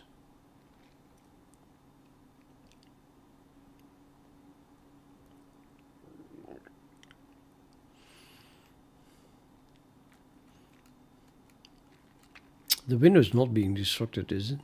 Or maybe I don't have a destructor. It's not printing anything, therefore. I know how to make sure that it is cleanly destructed. It should be destructed. I would totally expect it to be destructed. I don't have a destructor. Okay, let's just add a destructor.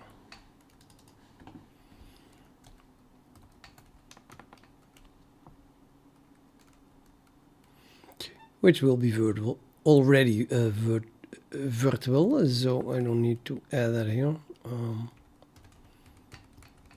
Oh, yeah.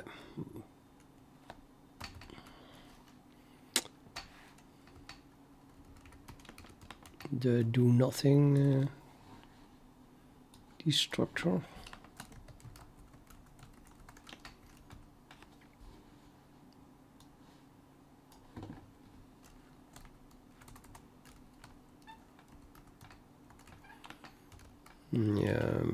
probably should print this pointer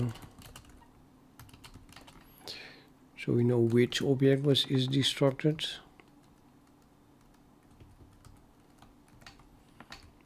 That is, if we printed this pointer here as well.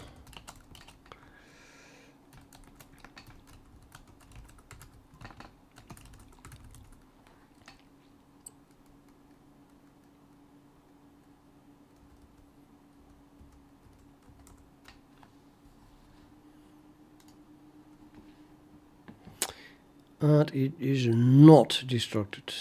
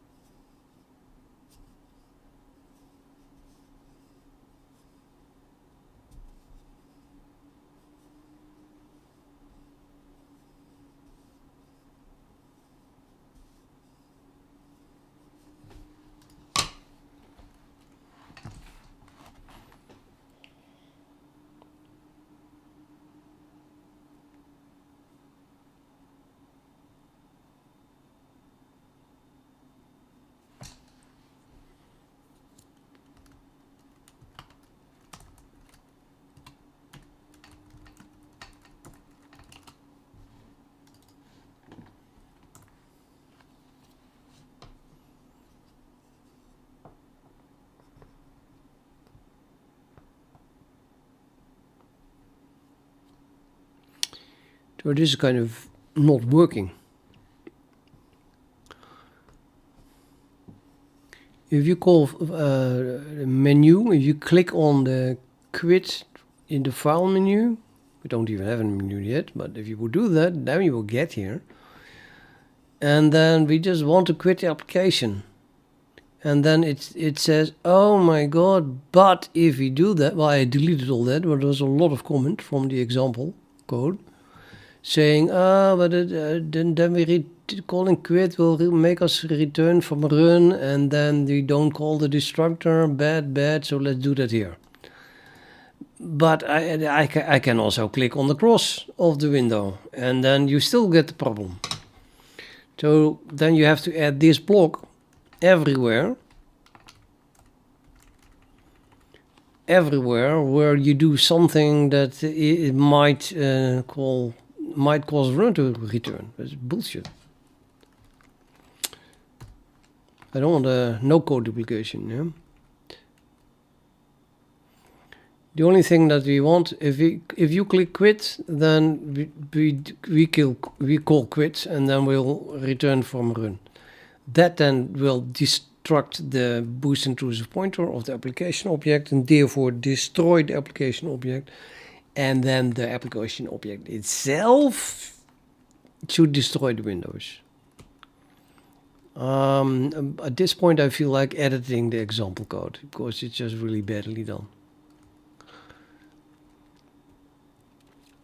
Is there not an on deactivate? That would be even better, of course, if there is something being called before.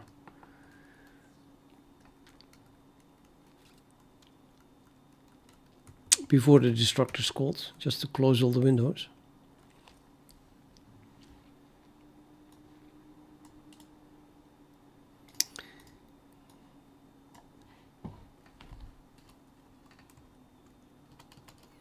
So this was GTK application on activate. Let's see if we can find that back.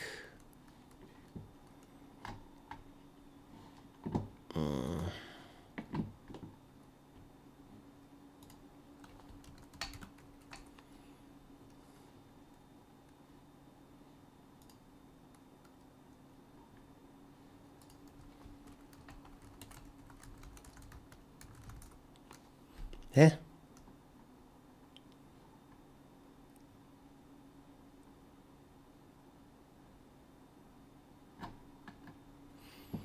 Where's my search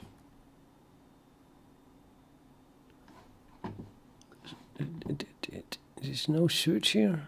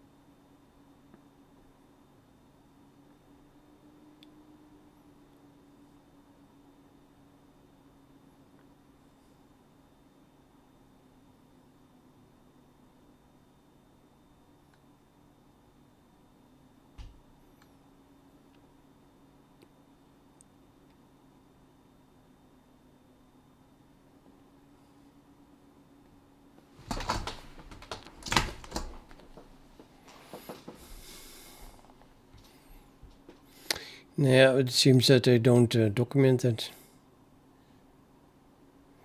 There is no on activate, and there is no search or overview.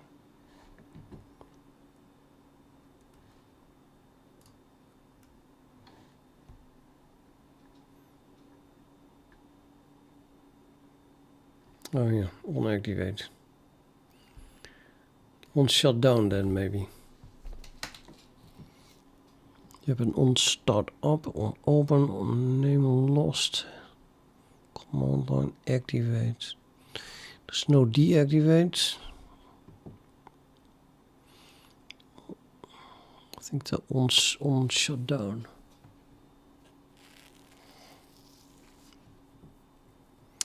This is default handler for the signal shutdown. Okay, fine, nice. And when is that being sent? Signal is emitted only on the registered primary instance immediately after the main loop terminates.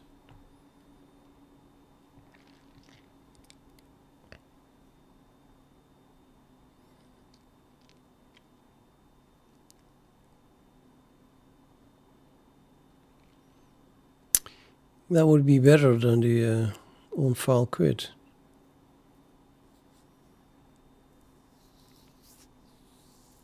I think I'm going to use that one. So then I have to add an on shutdown to the application. Just a void.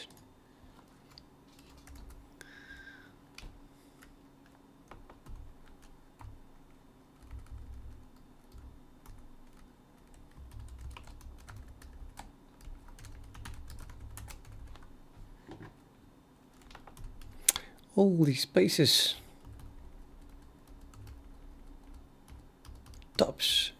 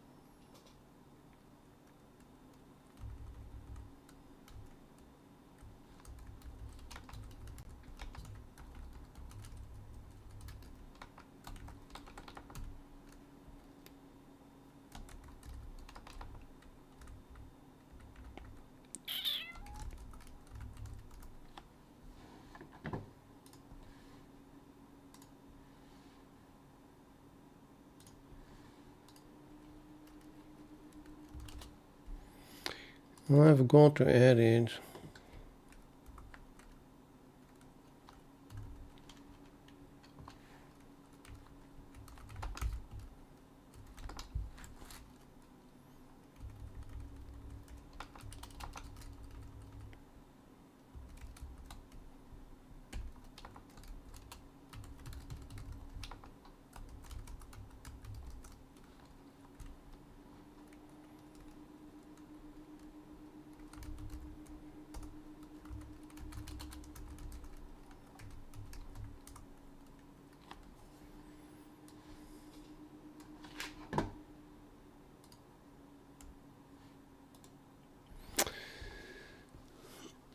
Fail to chain up on shutdown.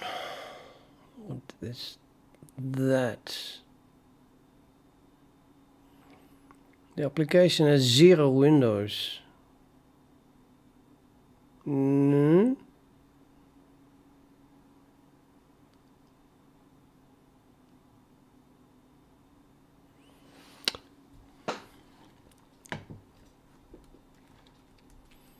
Surely my main window is still there. I don't see the destructor having been called.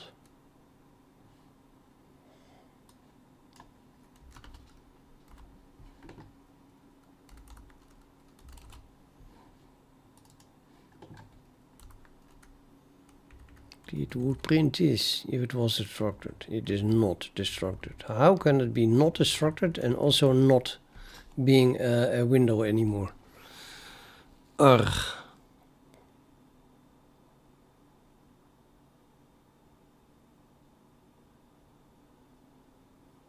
What a BS.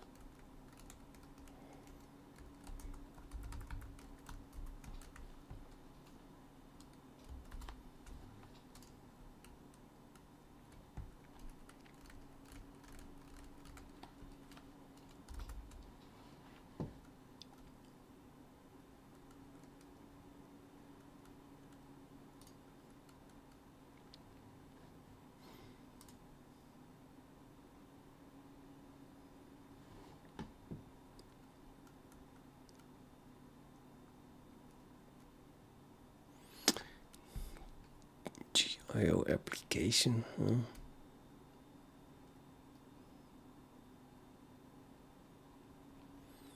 I probably have to call the base class shutdown. What else can it be?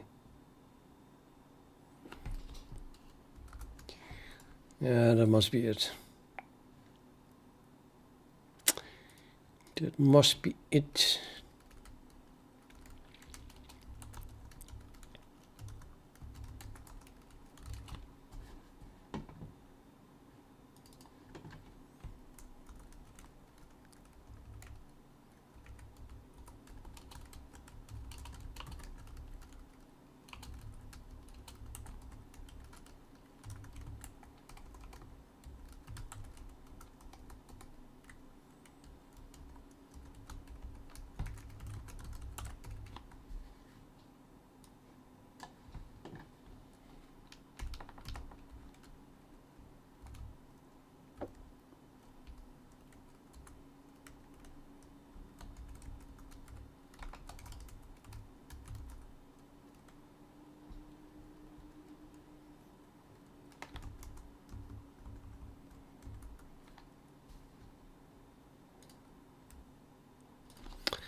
Yep.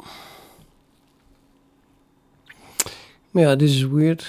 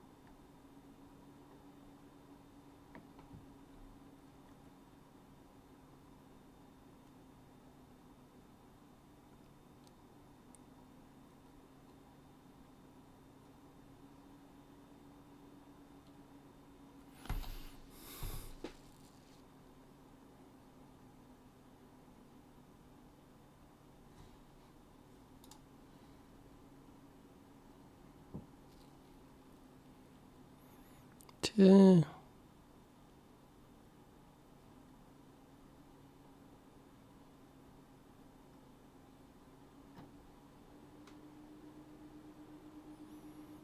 I forgot how to do that.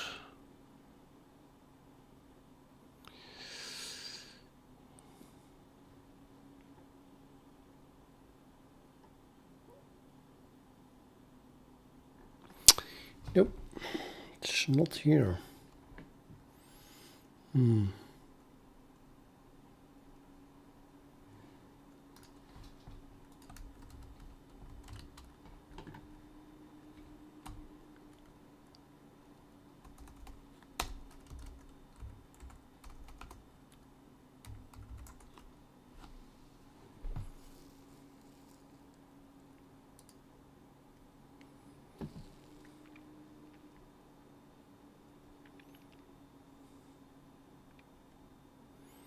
It's pretty insane that my memory is just... Where's my memory? How can I suddenly not remember how to check out the sources?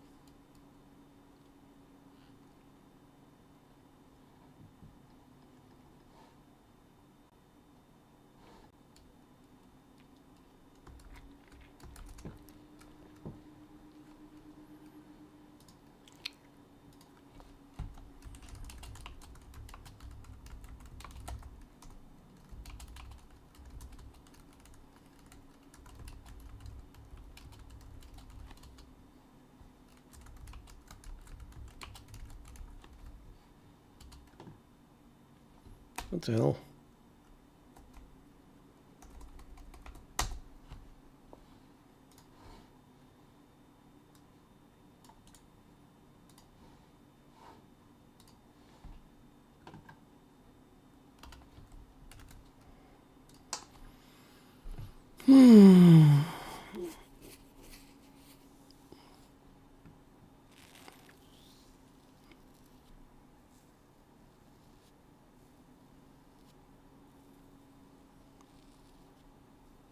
So make package minus S or something.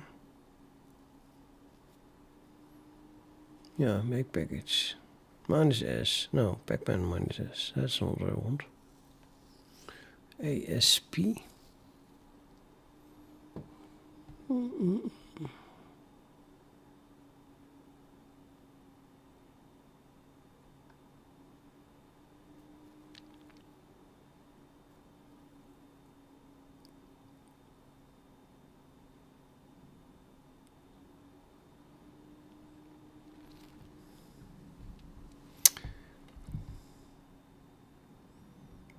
No, I never heard of that before.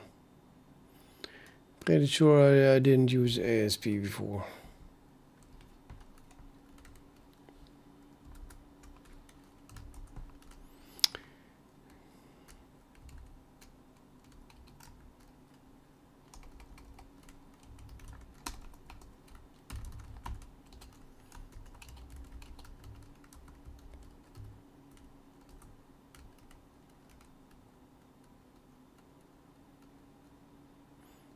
It's AUR.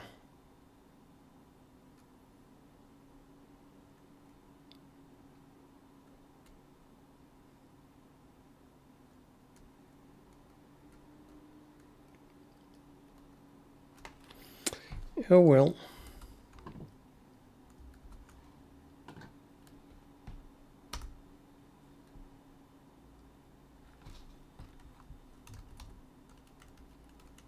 Huh?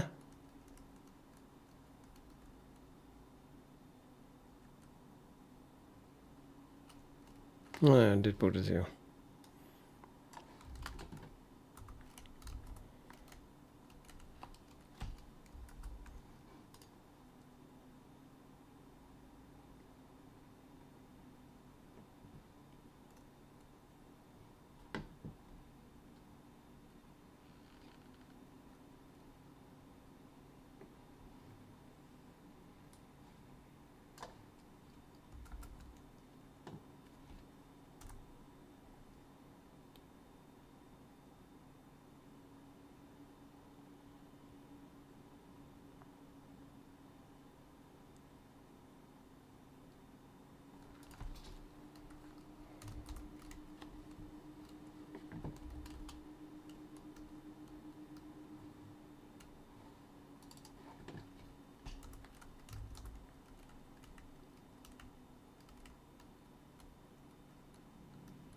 What the hell is this?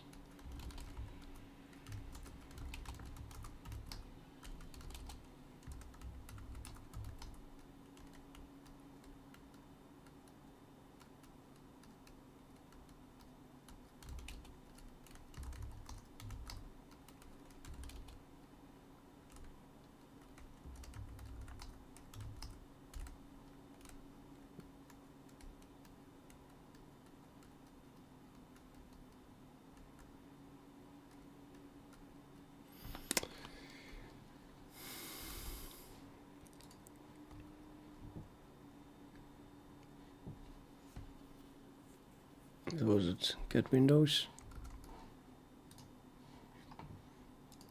Get Windows. Application.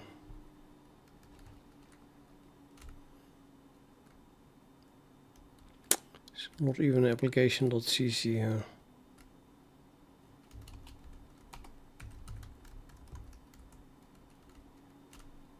Help.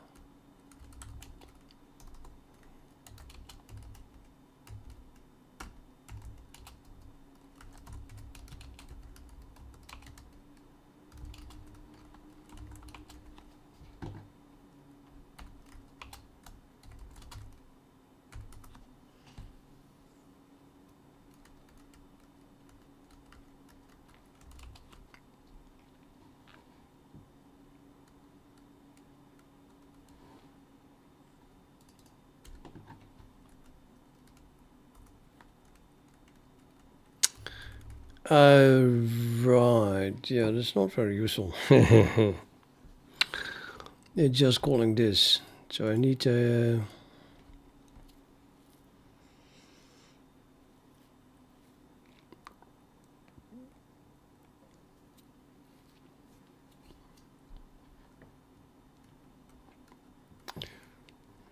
we need GTK itself.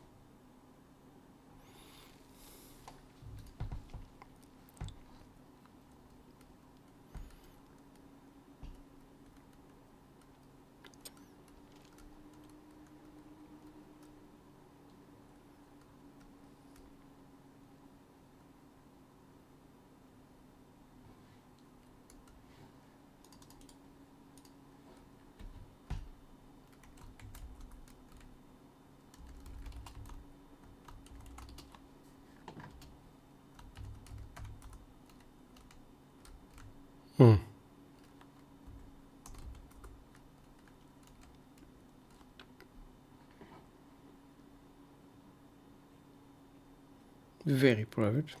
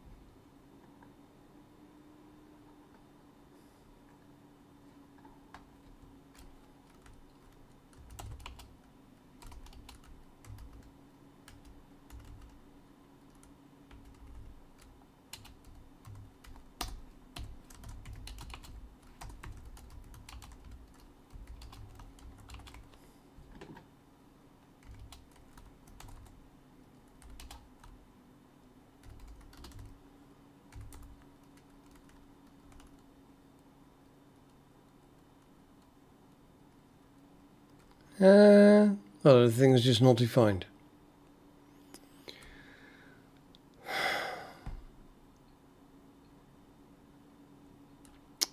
Defined through some macro, probably. Or something. No fun.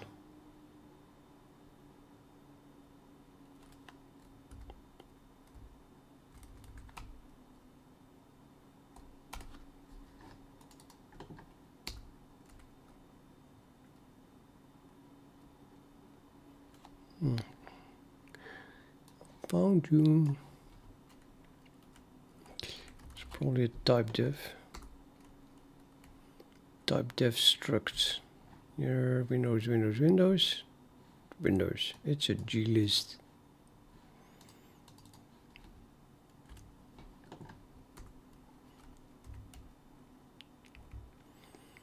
Remove link. Concat. Active callback. Prepend. Old active window removed.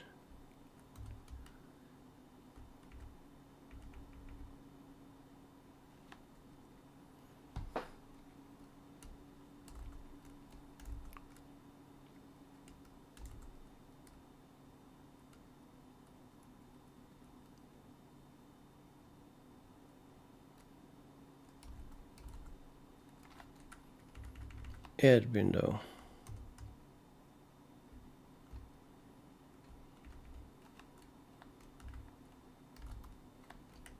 Remove window.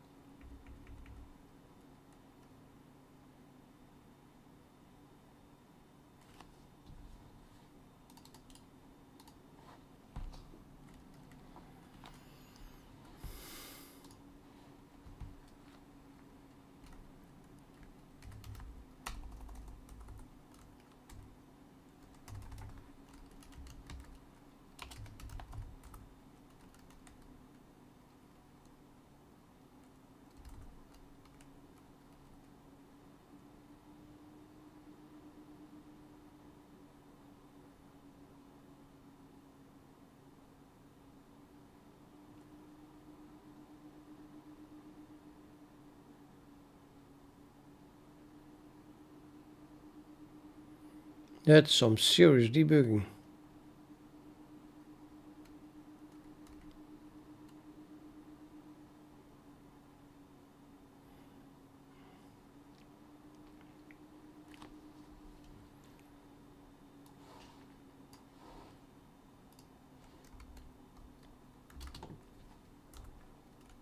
Please find it.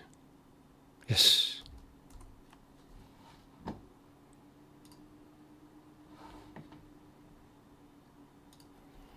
It removes my window. I clicked on the X, by the way.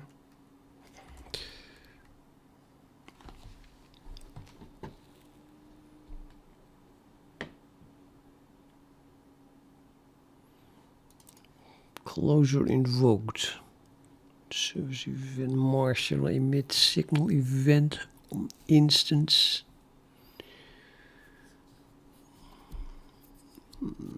GTK main do event. GTK win destroy. That's what it is called. Destroy.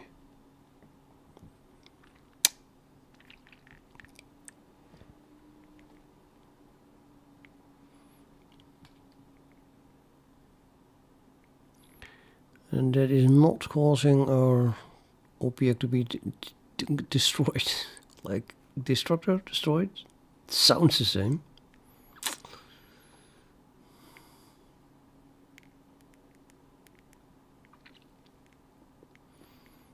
Maybe it's so internal that GTK has, of course, no knowledge about the wrapper gtkmm. So if internally it destroys all the windows, then gtkmm will not be the wiser.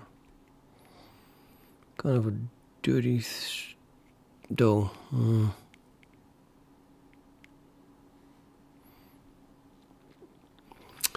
Can we actually see the source code?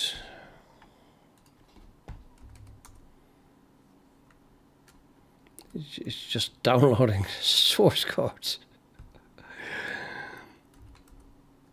The remove window. I did not have to download the source code, maybe.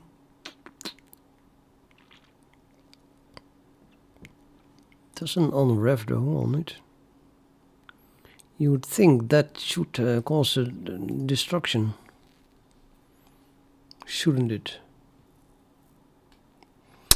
Oh, hi Jedi. I'm gonna miss you for 20 minutes.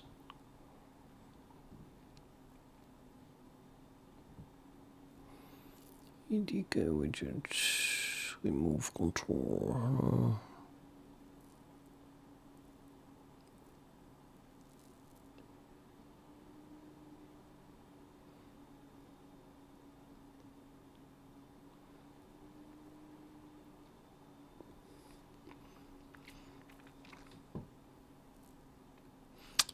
Is this a loop?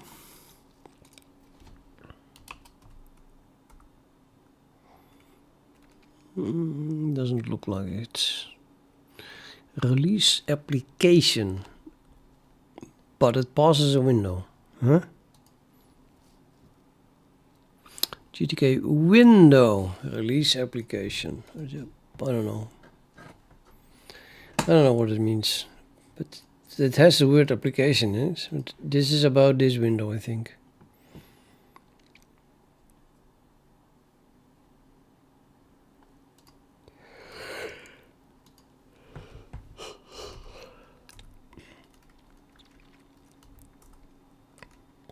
Window destroy. Yeah, we know hide is called. At least unrealize. Everything is gone.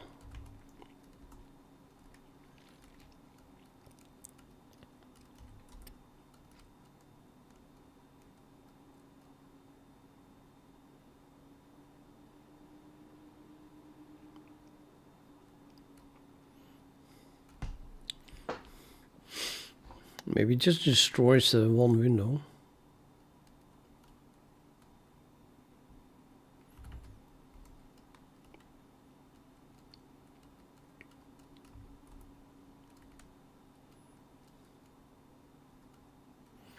Yeah, I think this is a callback from the fact that I clicked on it. Do some event, and that event is then GTK window destroy. Maybe we can intercept that.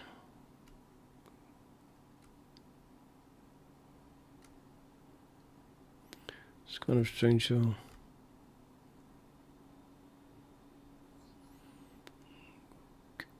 Window emit close request.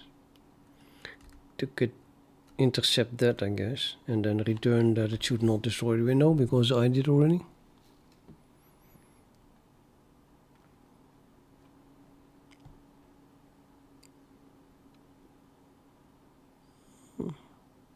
Yeah, I think that's a nice idea here.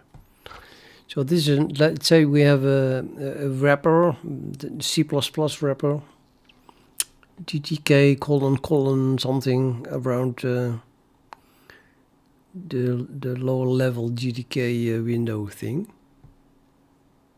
This one. If I can intercept this and we return true, I guess, so this is false, then so this is not called, then it's no longer a problem. That well, then it's no longer destroying it at a lower level, so that my C++ object survives, which I don't want.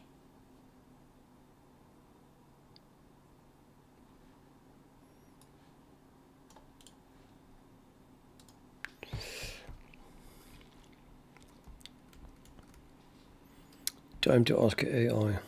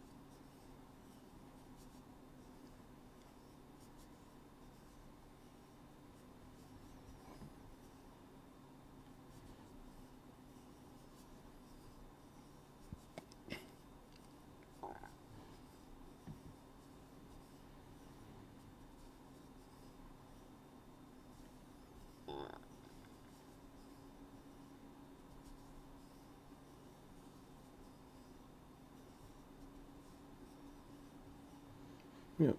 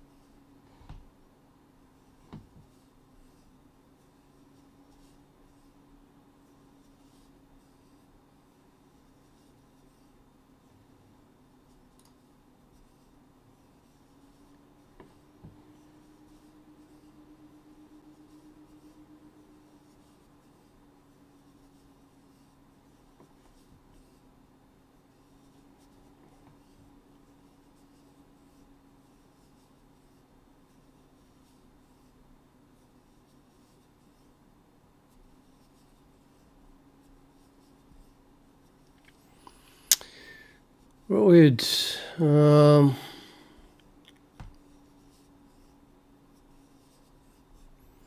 Well, no. Usually you just start coding and then, I don't know, start using stuff that interests you. You roll into it yourself automatically. So you try to use something and try to use something that is open source and it has bugs, and then you'll get annoyed by it and then you'll fix it, and then you can do a pull request eventually. But it all starts with being interested in using it. And if you want to fix bugs in big projects, then you better first get a lot of experiences coding yourself, starting with small programs, which then will not be open source or not written by someone else. You can open source your own stuff.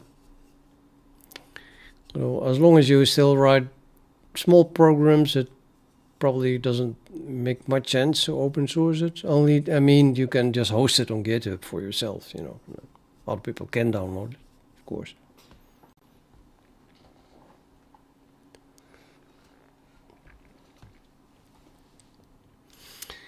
But it's what I'm doing as well. I'm just playing. I'm playing around with something that interests me. In this case, the program that analyzes a quarter infinite chessboard. And I use GitHub to store my code and source code off site in the cloud. Nobody's gonna use this, of course. It's just there because I work on it.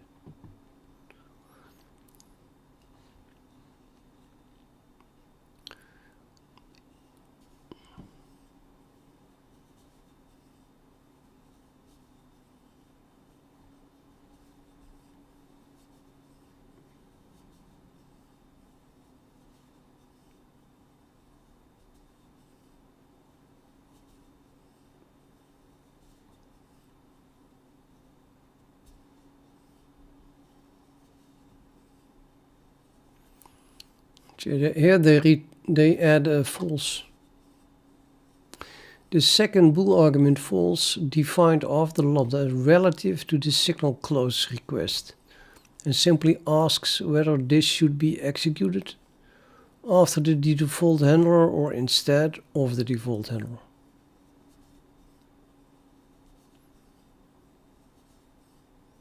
Clear enough?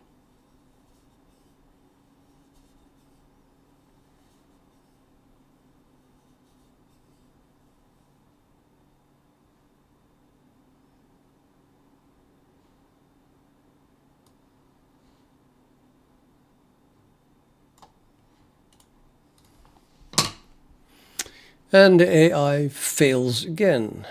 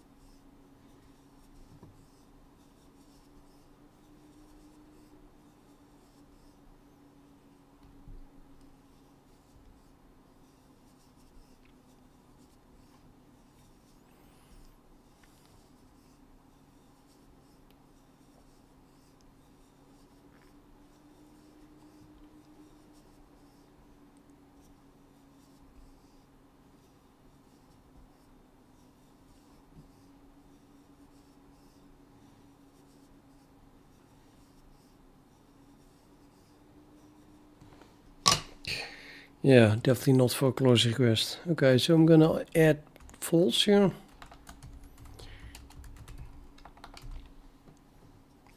So this means we run before, well, not after, so before the default thing. And then I'm going to return Let's state the clearly the return a boolean here.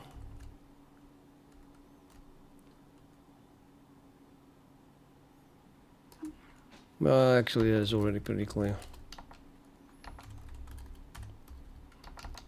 Call on close request. It must exist then, of course. Yeah, on close request returns a boolean. And that then returns true, which means that the close request is denied. Now it should compile.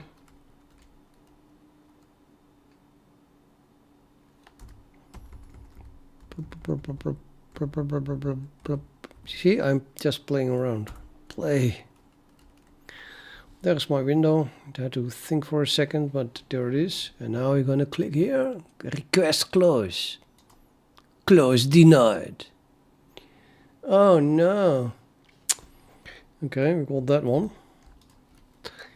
And then now I'm going to yeah, and the question is, can I destroy this object? I'm just going to hide it. How do I hide this thing? Well, if this compiles, then it probably is what I want, right? Let's start with that. Totally compiles. So now, if I click here, it's gonna say hide this window, which should destroy it, and I deny the close request just to avoid it from being destroyed twice.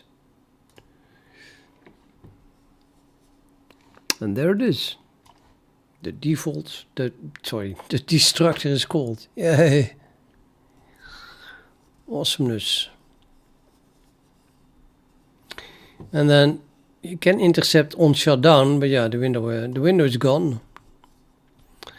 At least, I mean, previously it was also gone, but then it had only destructed the GTK window and not the chess window, the C++ object window. So therefore also not my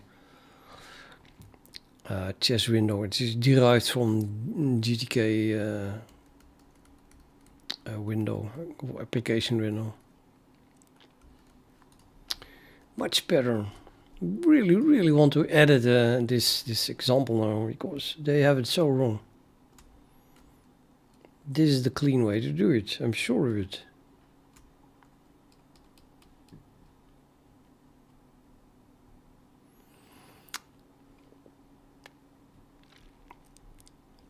Still don't have a menu though.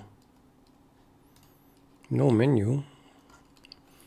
What is a guide to do without a menu? That's okay, let's see. I'm gonna give this guy upvote, which I cannot do. Oh, actually I can here.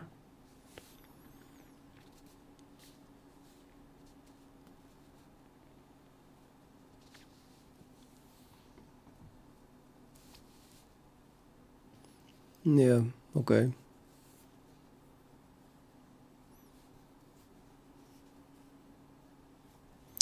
Oh, he answered it himself. Well, I can upvote it as well then.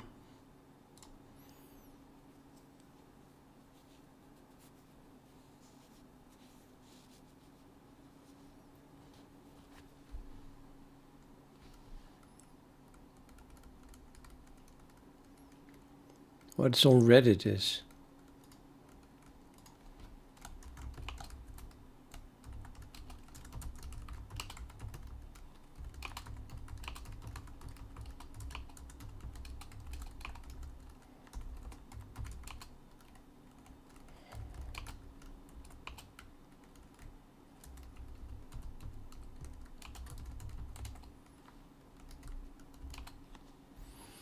What was it?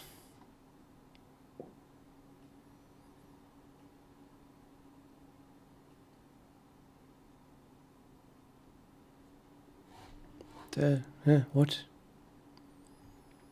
Oh, I was asking Jimmy.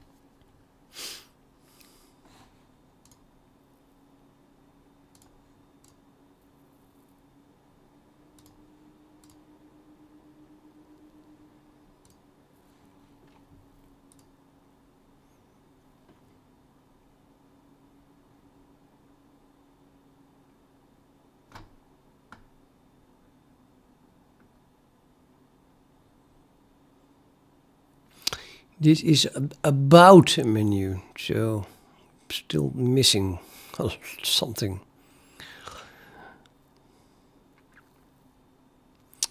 I think they do. They improve it every time, because this is an example application. How many other example applications do I get?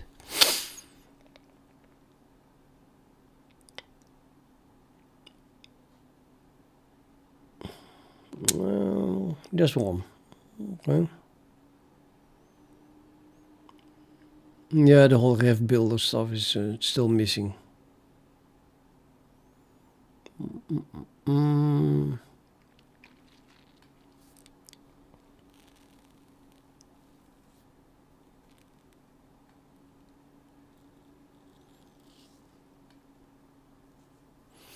Okay, I did that. Loads and loads of stuff. Application.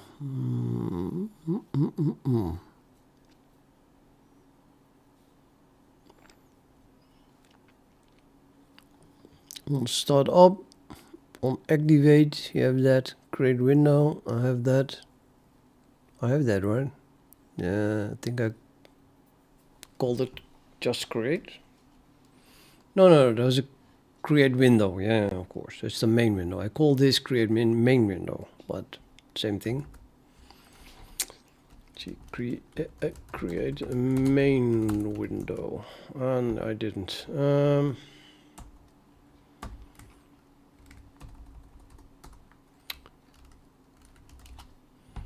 Main window. I think it should be main window.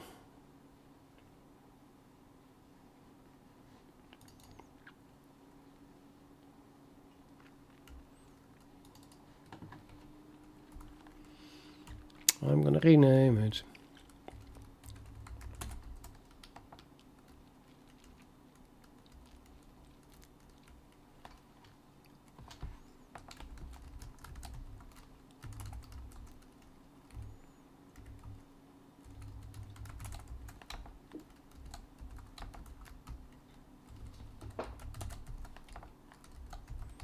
Slow shift key is killing me.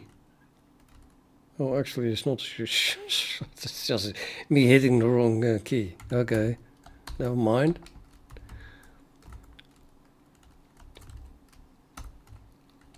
Yep.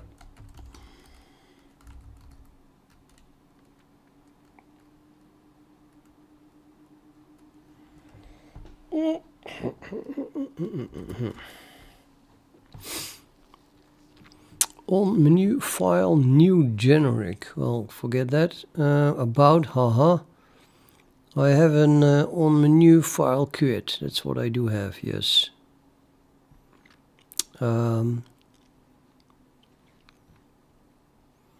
this is missing. That's a lost thing.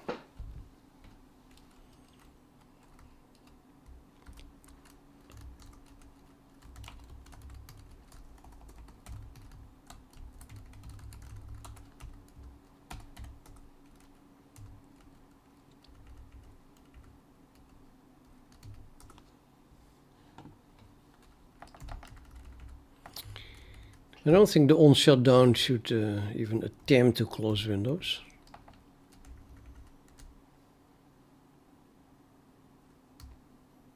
So at the moment I don't do anything except print this. Well, why not? Let's keep doing that.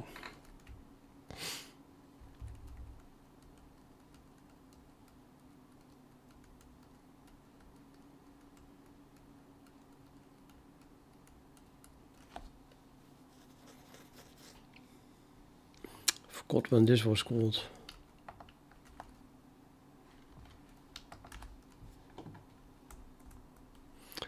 Just attach it to the hide signal. Delete the window when it is hidden. Okay.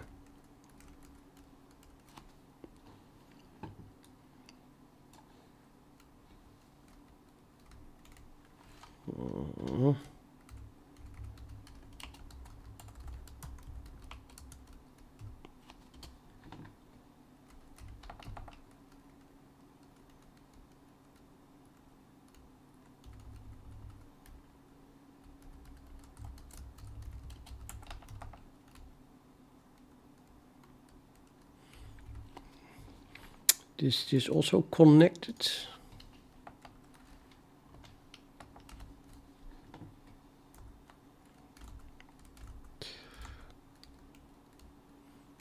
Yeah, it's an action.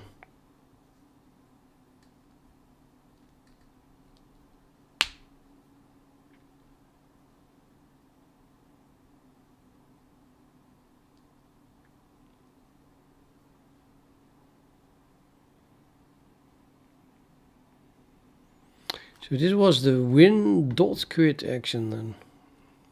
Can add that, I suppose.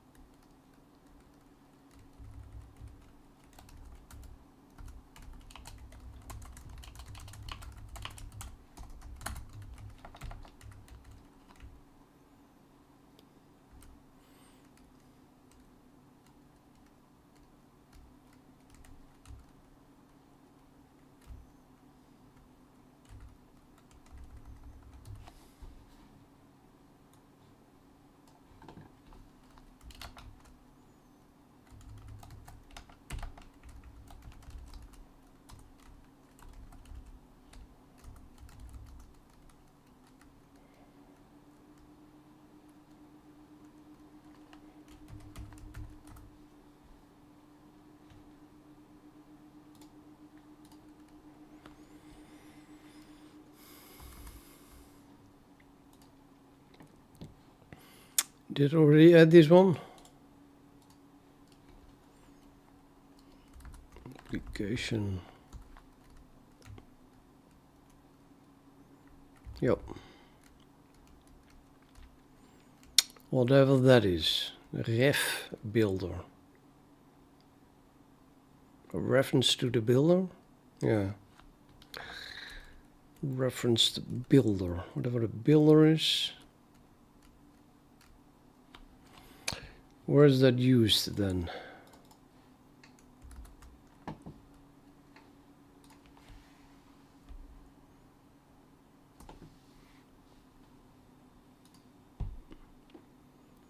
More builders. Wait a minute. Example application is an mref builder. And the window as well. The plot thickens. Okay, let's have a look at the header of my window.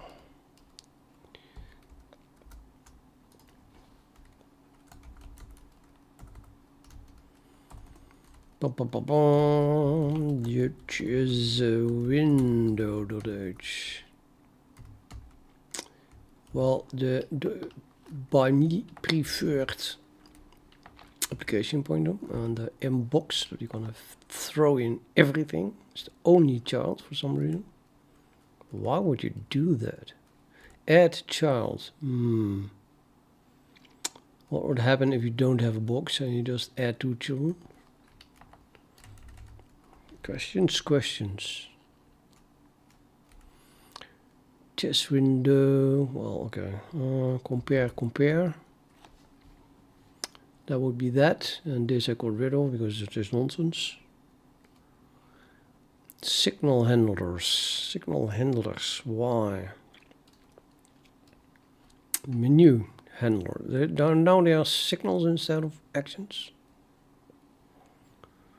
On menu choices.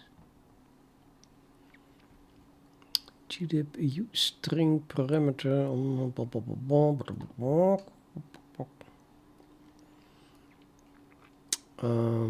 yeah, I don't know. New toggle. Choices and choices other.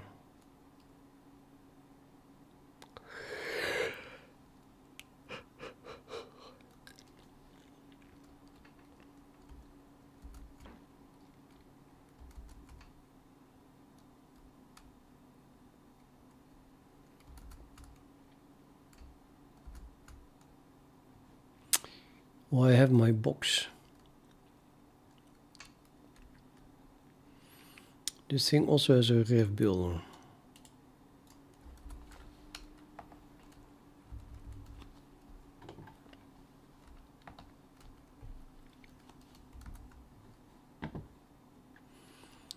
We have two sets of choices. Well, I don't.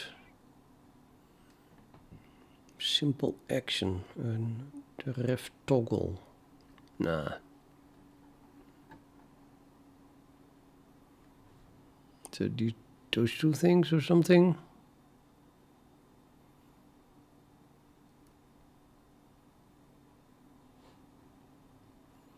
Menu entries.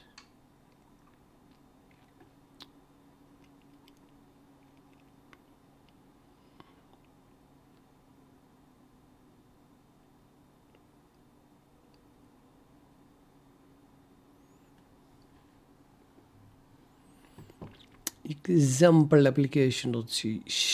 Again, back to the application.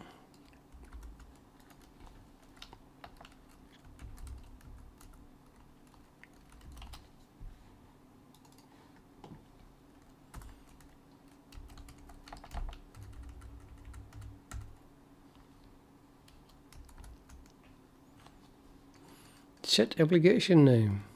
Yeah, we do that.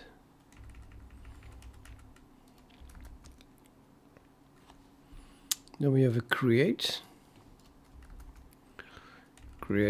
No. Just a normal. No, actually not. Yeah, well, no.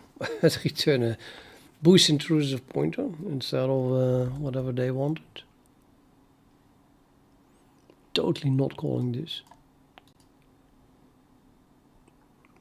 On startup.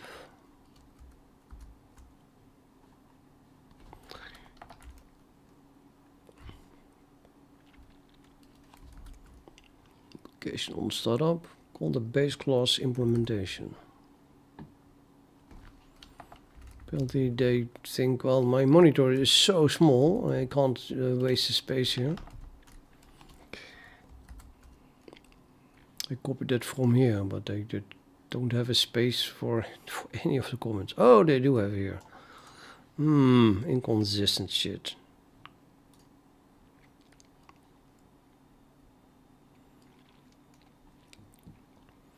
File, new submenu. Quit, that's what we want. Add action quit. Pretty sure I already have that one.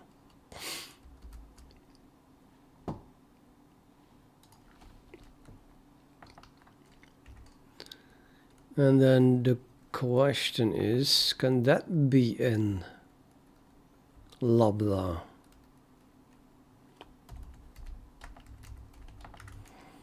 Because I want to get rid of this.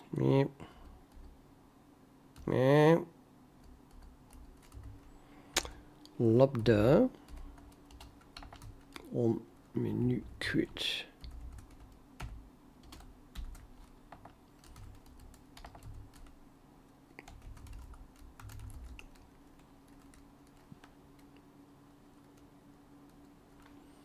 Oh no, what went wrong?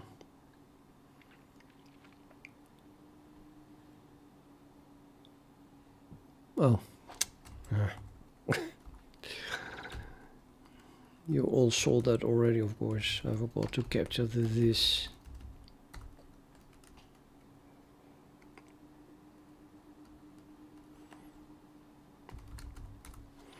Not that we can test that part because I don't have a menu, but hey, it still works.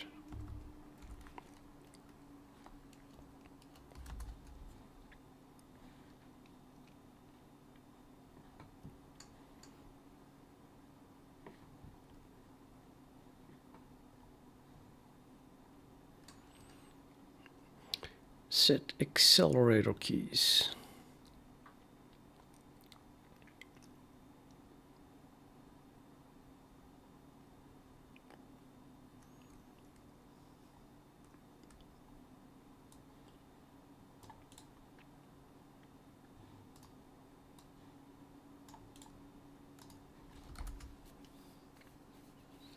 If you say so, and this happens in on startup.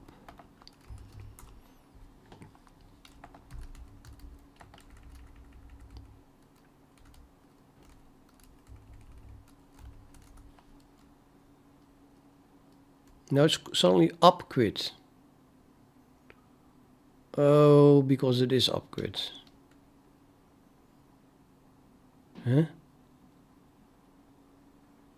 Yeah, okay. Grep win.quit.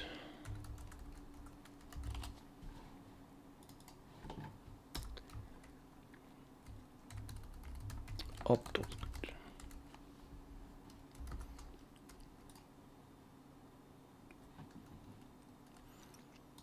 Create the ref builder.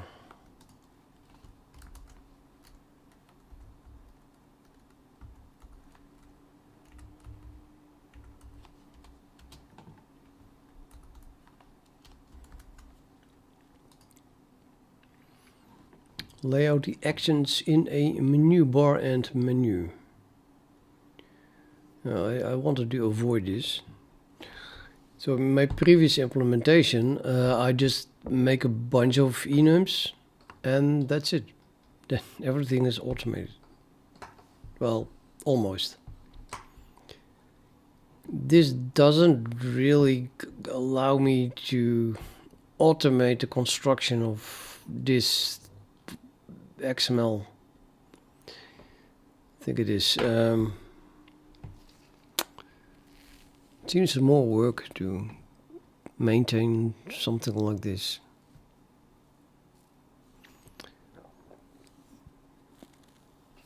But I guess I can't be bothered with it right now. Not until I start to write a whole long series of GTK applications.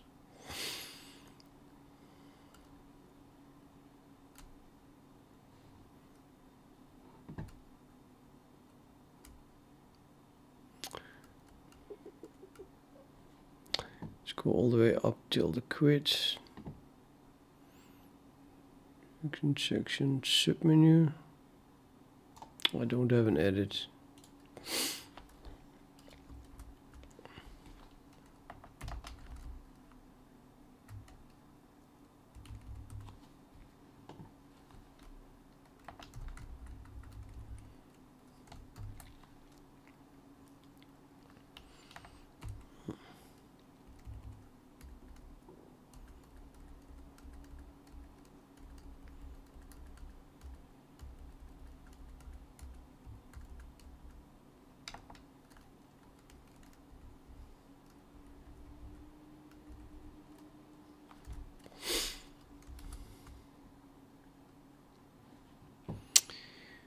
Did copy paste something, choices, other choices, help, oh, 70, file.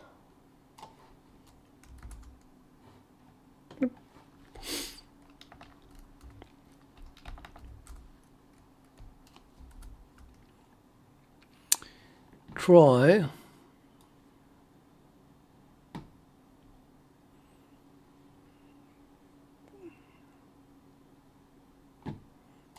that is the rest.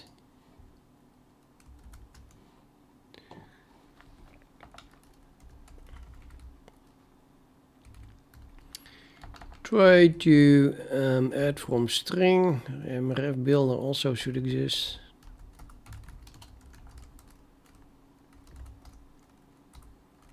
Yup. Catch.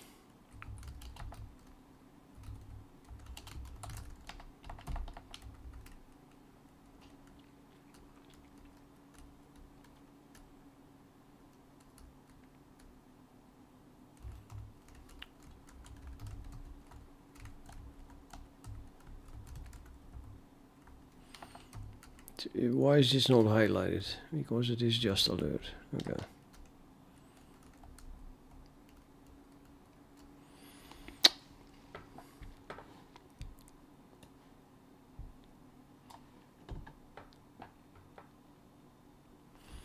Yeah.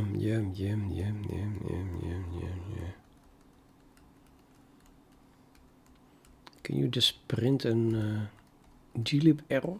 Apparently not. Yeah, to the X thing.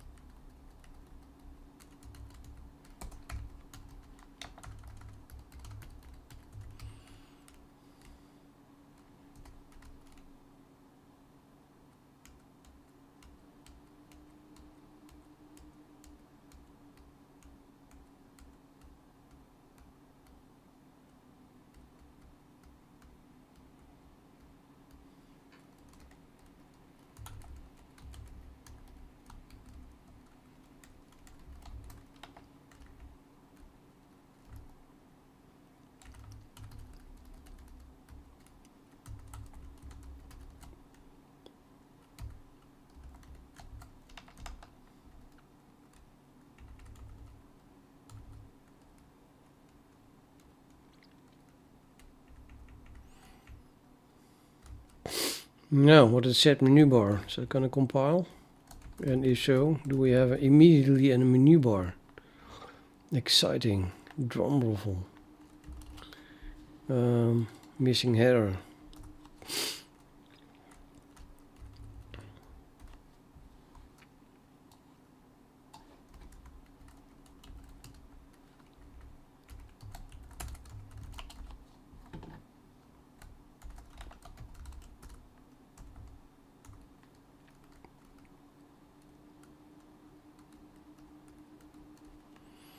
Oh, now I need another try block actually around the whole main thing.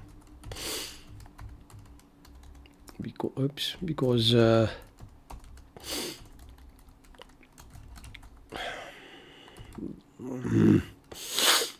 sneeze.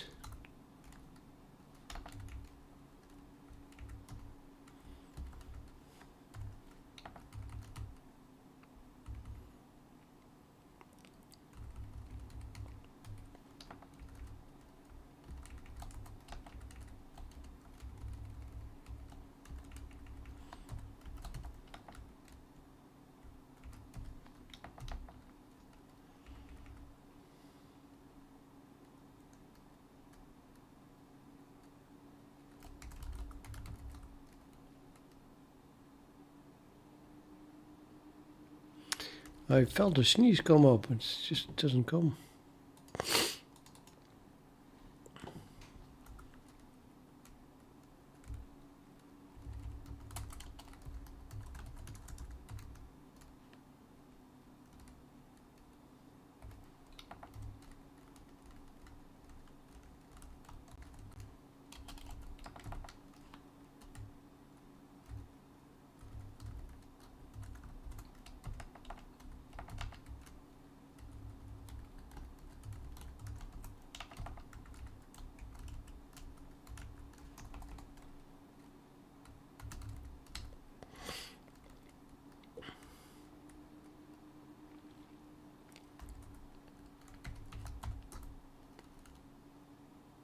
Yes, amazing. We have a menu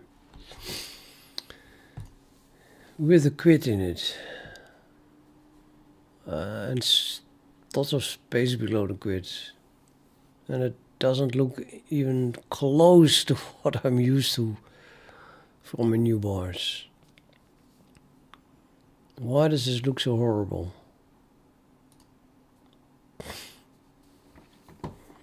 But hey, this was called, and then it did shut down, which then destroyed this, and it did not destroy my window.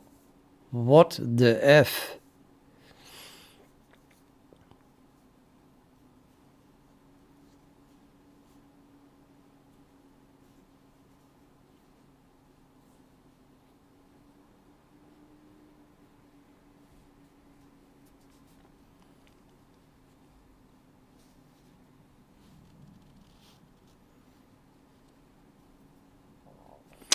So maybe I should do it in on shutdown, just in case there's still windows left at that point.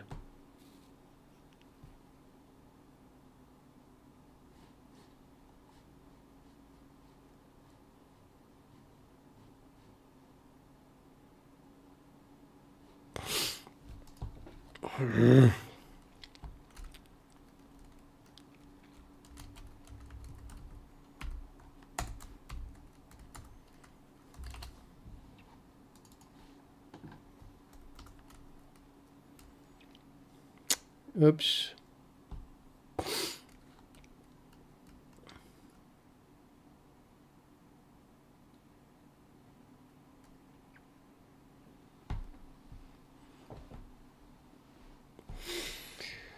So if this is the main window, then I should close all other windows as well because of this. I think. I just should do that, I think. It is not the main window. Well, it is the main window because chess window is simply the main window.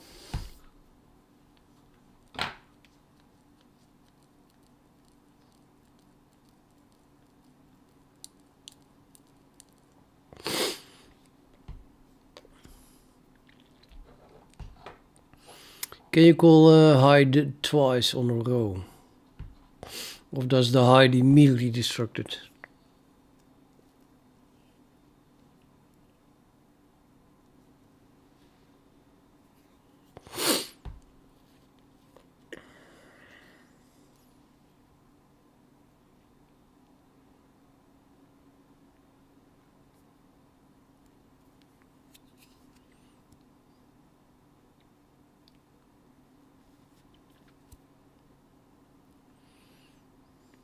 I think it only left run.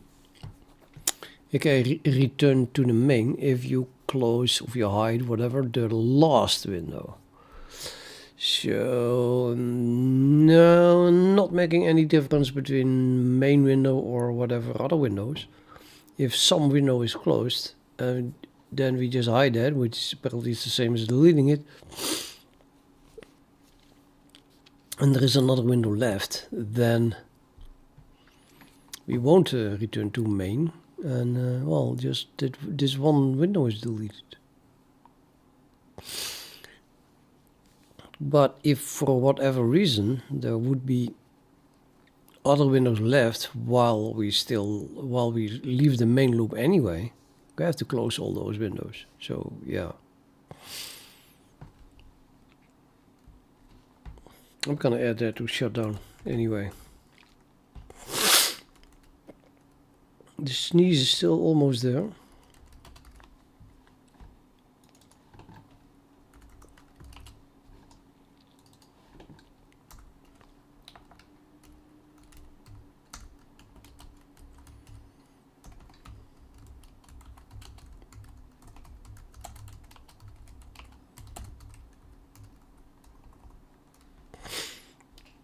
I don't have that code anymore, so I'll have to steal it from here. Pretty sure that here we just call hide inner loop, but we don't. Shit.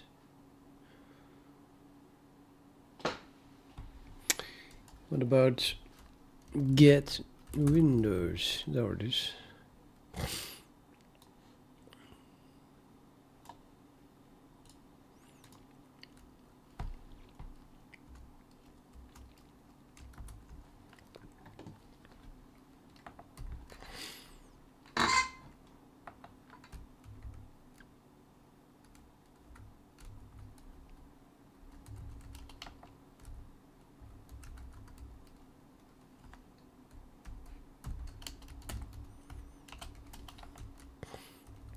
I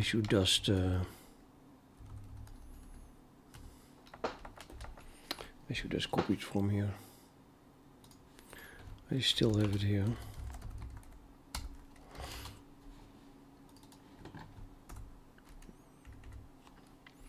Auto is probably pointer then.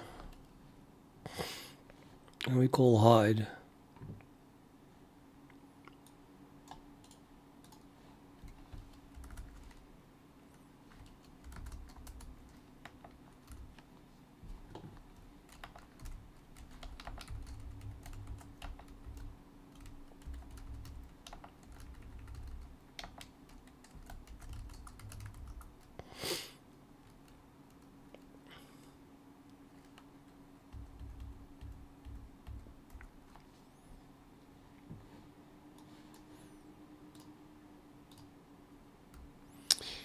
Yep, no, it's killed in on shutdown.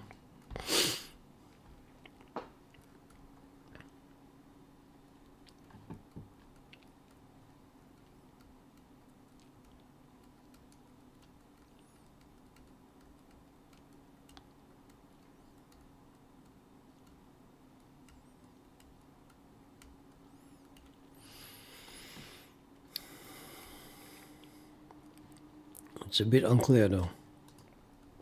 Why is this called on main window hide now?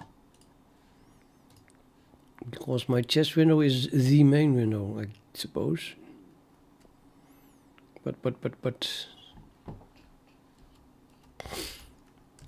Oops. Not even that.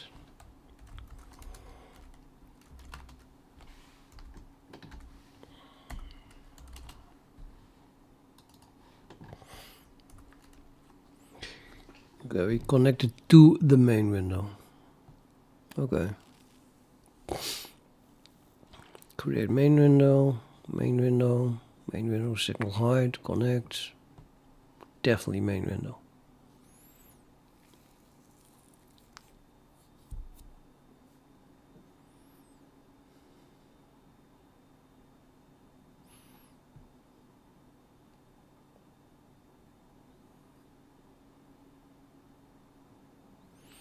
Yeah, okay. So if I would ever make other windows, then there would be called create window, whatever, some other window. And then I will probably connect the hide to an on window hide, but not on main window hide.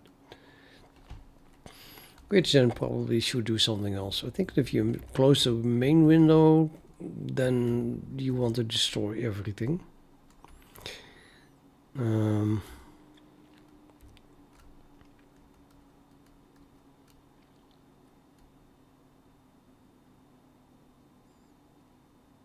Because, yeah, if we have another window left, then just destroying the main window will not leave the application. So in on main window hide, I should destroy the main window, but actually I should destroy all the other windows as well then. Probably afterwards.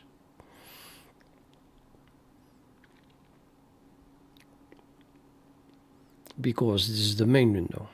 Or I can just tell the application to quit. It's probably better. So we do a quit. I think we do a quit.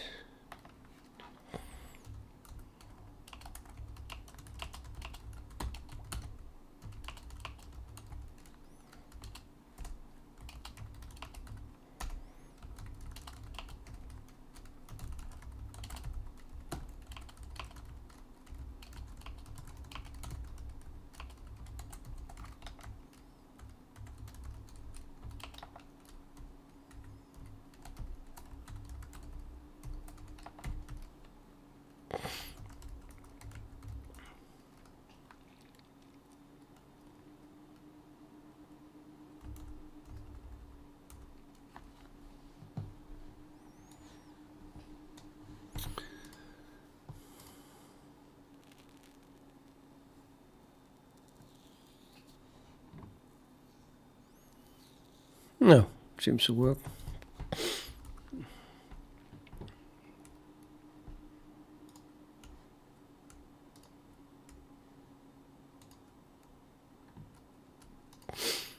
We have a clean shutdown and a menu. I mean, really. No, that was not what I wanted to do. Well, actually I did. But the menu itself looks absolutely horrible. I think it kind of is, the reason is probably it fills this with black because it expects this to be black. And this is not black because, well, there is absolutely nothing in it. But what's with the empty stuff here, man? Control Q also works. I just don't like my menu at all. Look at how I made my menu. But the previous menu that I had, which is called, I don't know.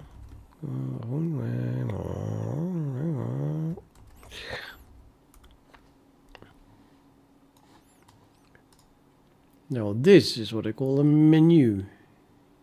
Looks really nice. No empty stuff at the bottom.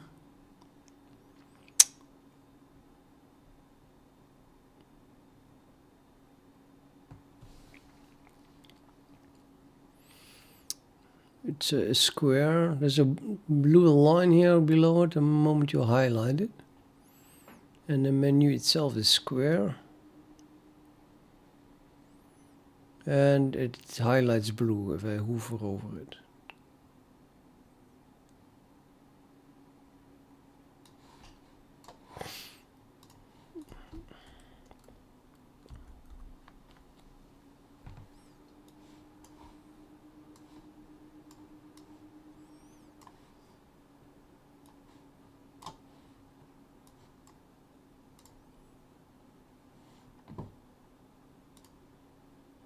Yeah, it closes this one. Oh yeah, if I just go to any other application, it closes.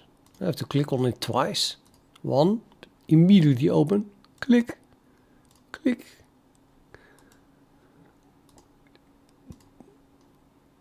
What? This one is open. I go here, click here. Now we have a line under it. Oh, it's just a hover line.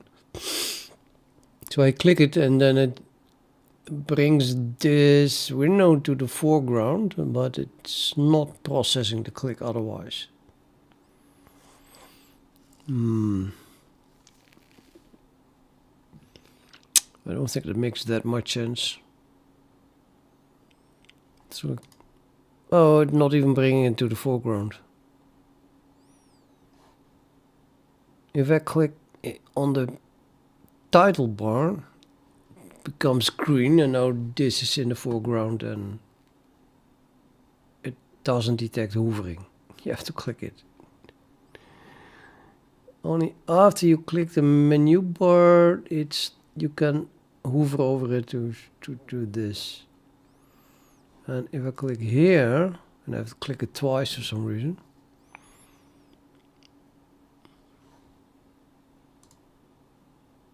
Yeah, you cannot hover, this one immediately does it, but it doesn't open it. That's probably just the difference between GTK 3 and 4. And then I can click it. I think my blue line is now hidden even. Man, it looks like completely broken.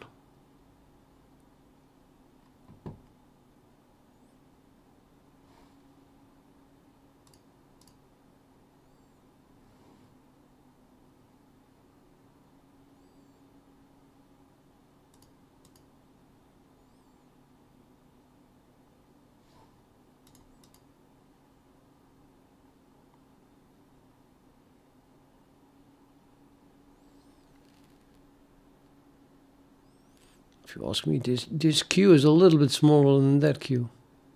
I like this format way better.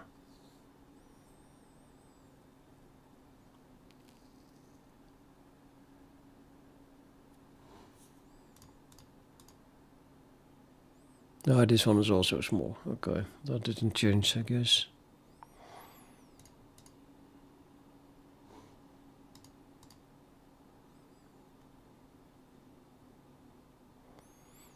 But what in the actual...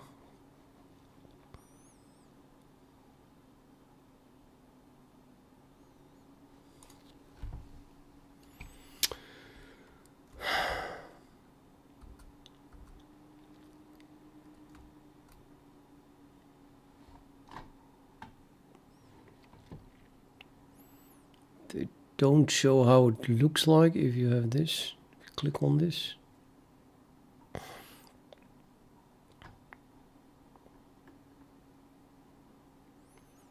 They have icons here below.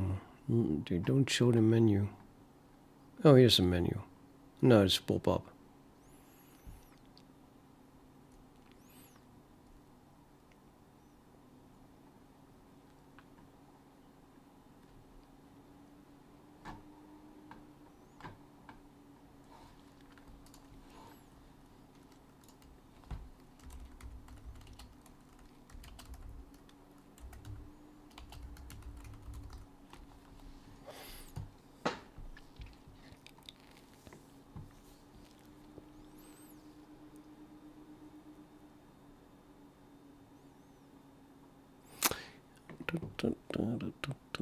Yeah.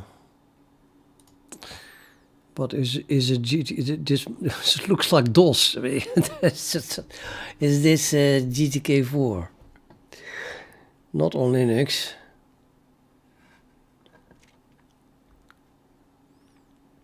Code project. Well, it's 4 days ago.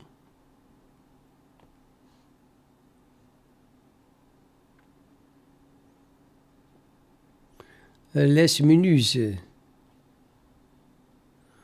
gtkmm on Windows.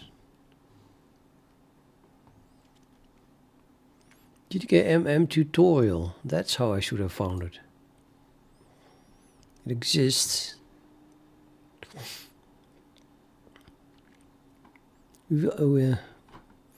Willkommen in der Welt von GTK+.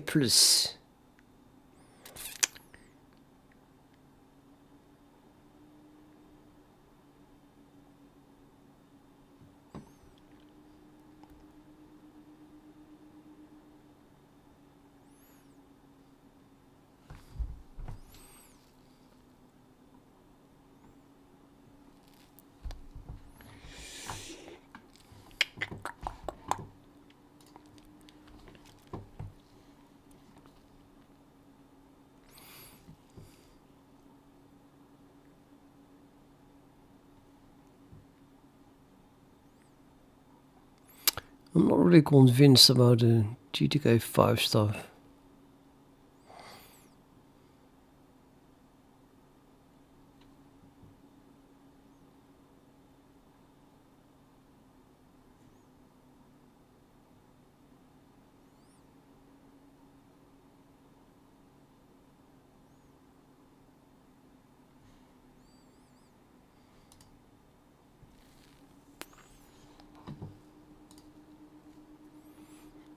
Five years ago. Trying to use a new button.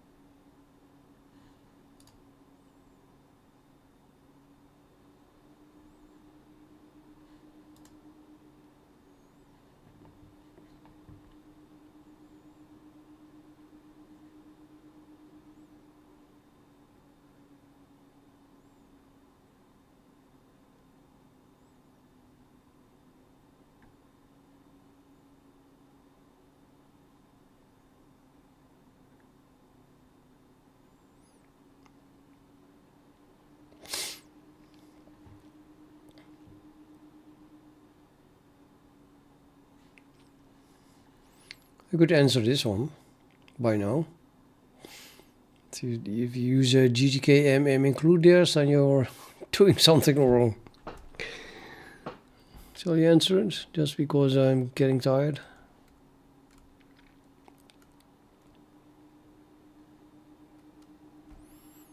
Windows?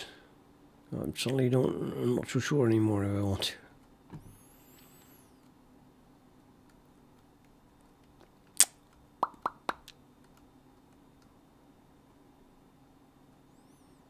Yeah, this is not what you want to do, man.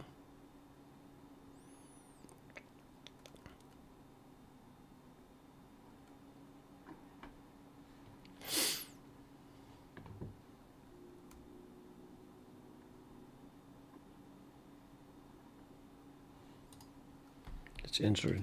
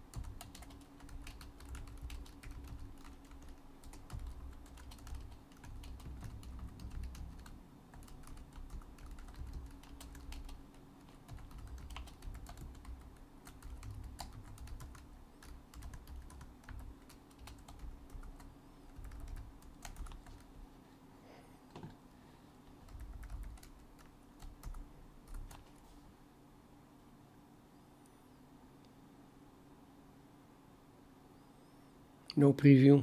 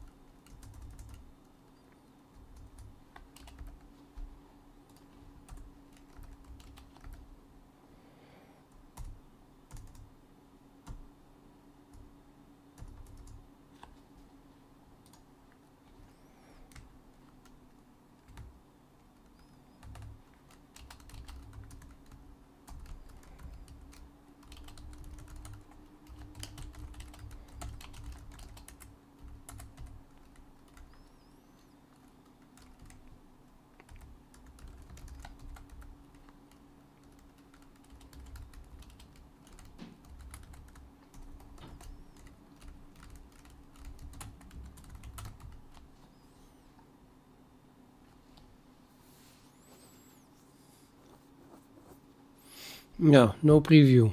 Not even a possibility to. I can only post my answer.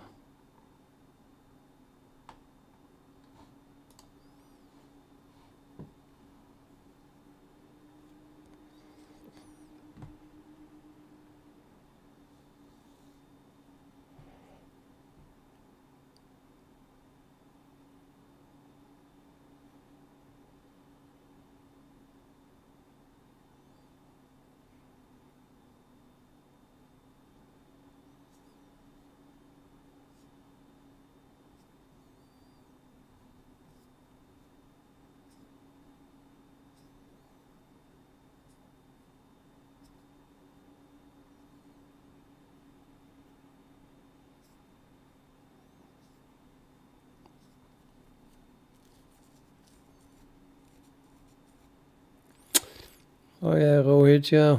Kimi, never heard of it. I think they're all the same.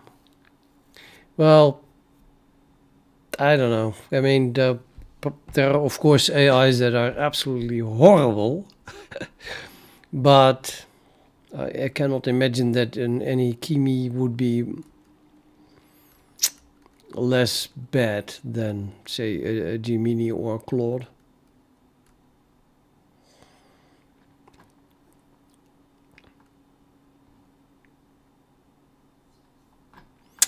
Yeah, what was I looking for?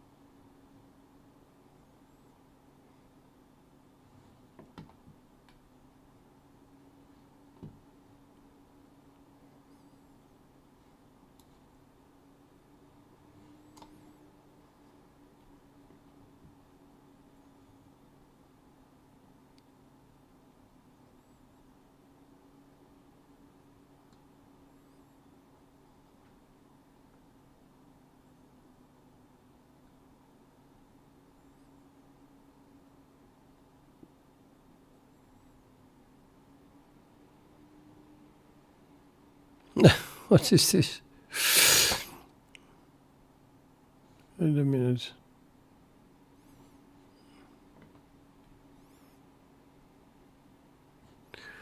What nonsense is this?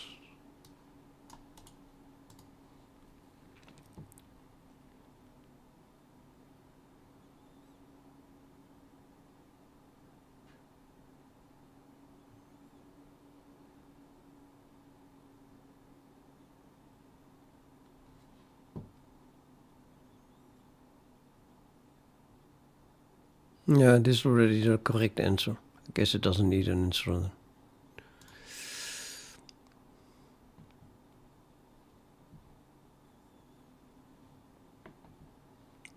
This one too.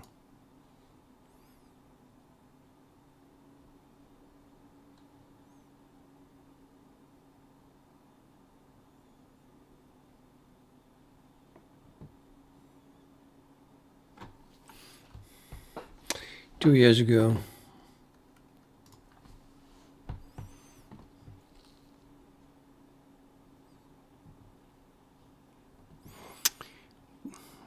up is crashing on calling window hide. I must be an expert on that as well. Can we answer this?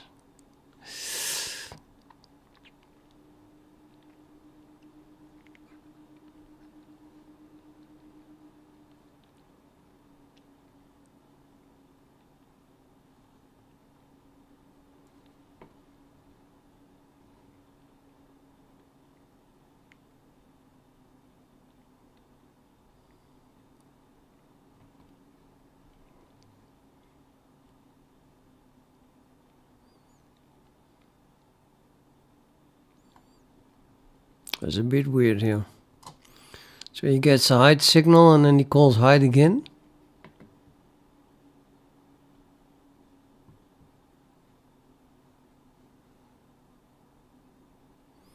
Show the code.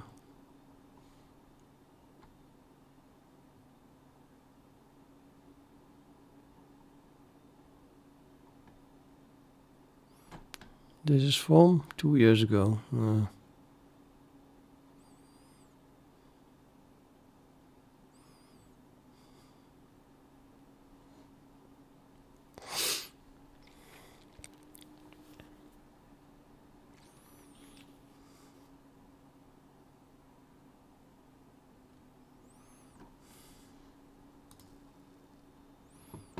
Doesn't even exist anymore.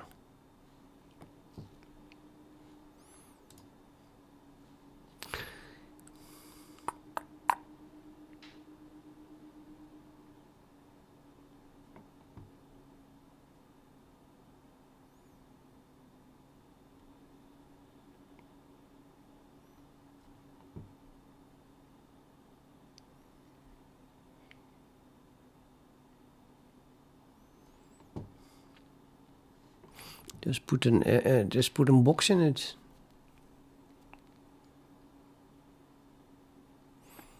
Nobody's answering this.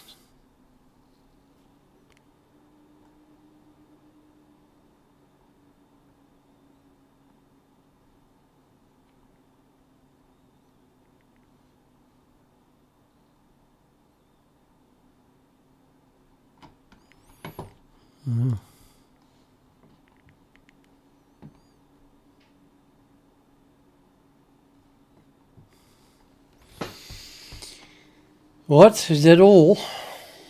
That is all Stack Overflow has to offer with a gtkmm4 label. So literally nobody's using this anymore, apparently, this library. It's just too sad. Menu.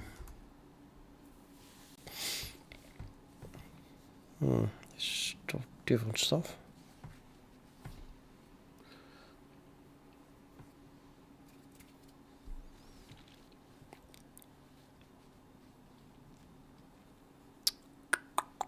No, maybe not.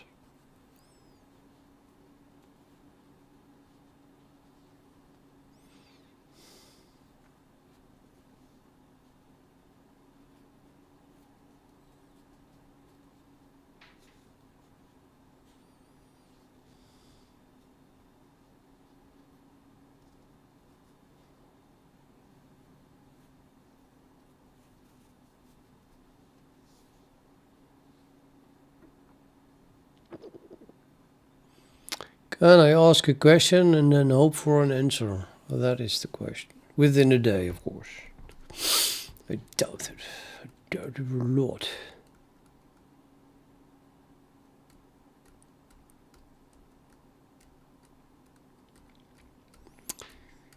Man. You would think there's a lot of people using gtkmm4. A lot. Why are there not a billion questions and answers here? Yeah, tag gtkmm4 menu 4 results over the last 12 years.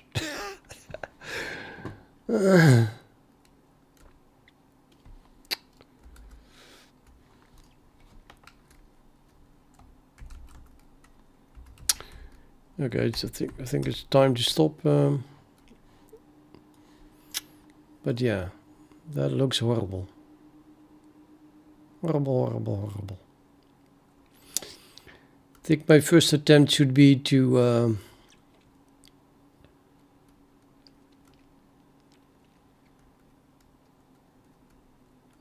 put something in here. But at least it can draw that. This black stuff might be just because there is nothing to draw at all. I should put something in my M box, but what?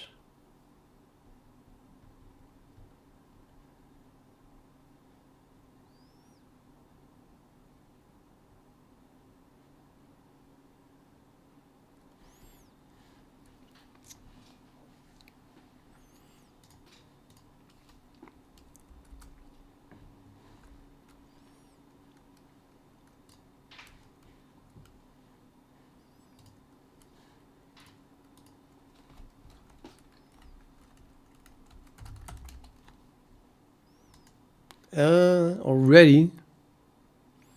Didn't even ask anything.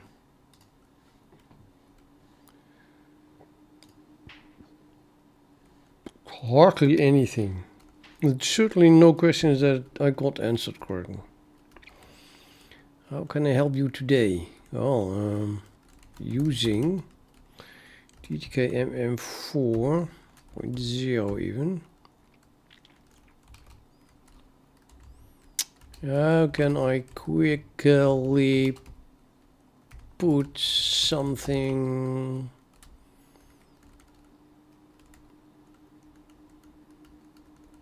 as a child in a GTK window?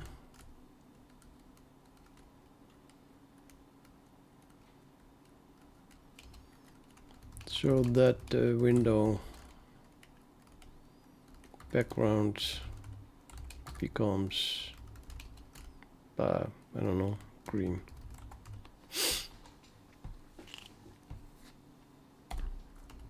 Hey, fuck, I want to type in question mark.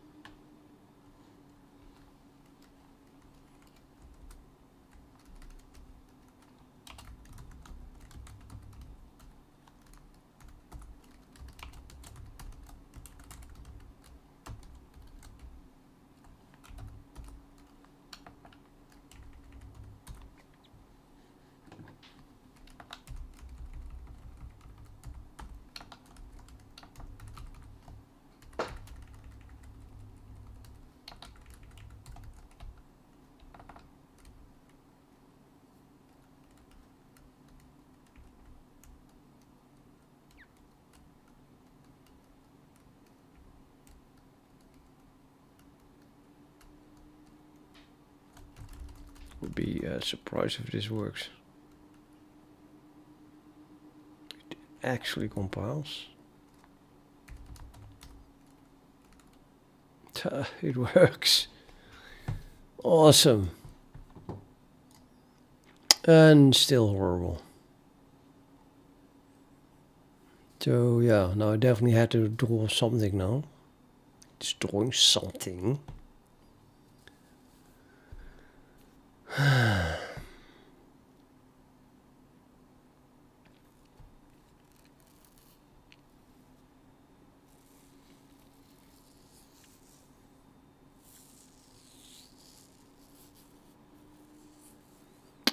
What a waste of time, man.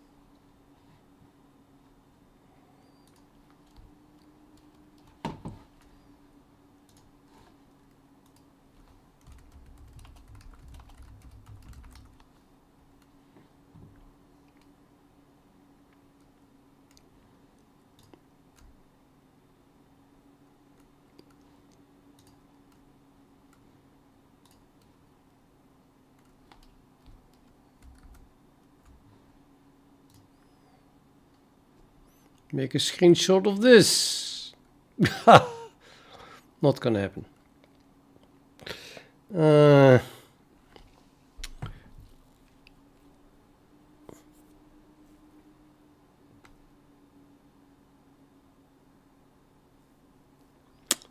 It said print screen, but I press it and nothing happens. I think the print screen is sent to my application. Maybe I can make a screenshot with a delay. Is that possible? Print screen. Now we get something. Include mouse pointer, include window title, include window shadow, quit, delay, yes. 2 seconds.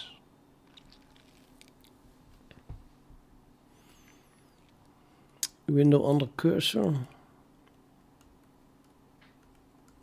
When is it gonna do that? Let me go here first.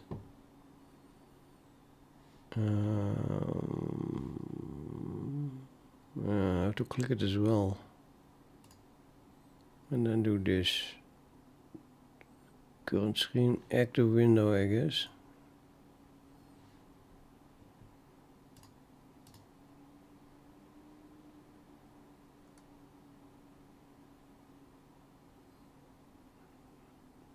Pretty sure I waited 2 seconds. Still nothing?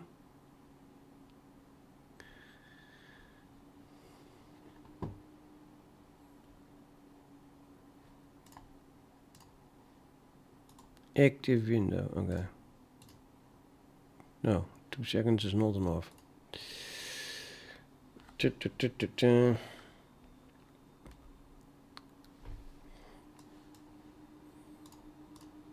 4 seconds. Active window. Click, click, and already it made it. What the hell? Come on. That was less.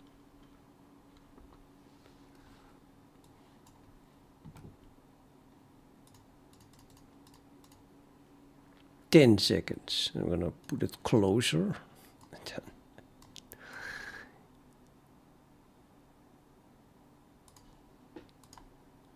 The moment I click it, it's grabbing it. See?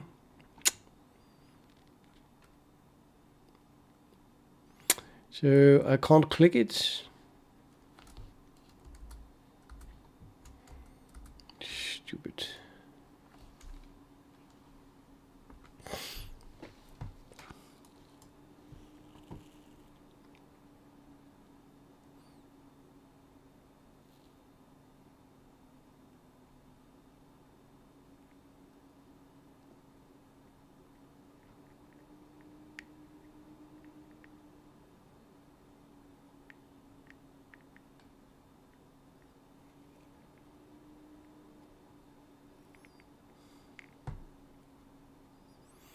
It's just not working.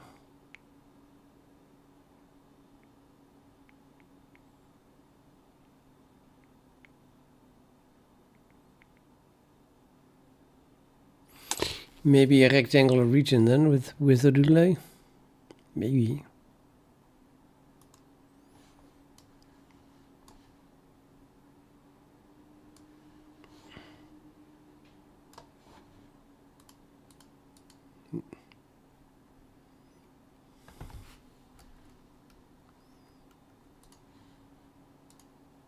Yeah, already made a screenshot. There is no delay.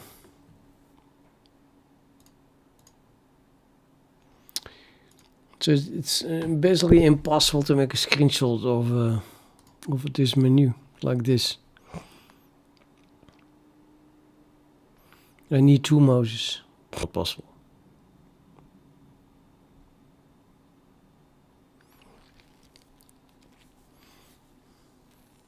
Or maybe we can do it without a mouse, just from the command line. Make a screenshot.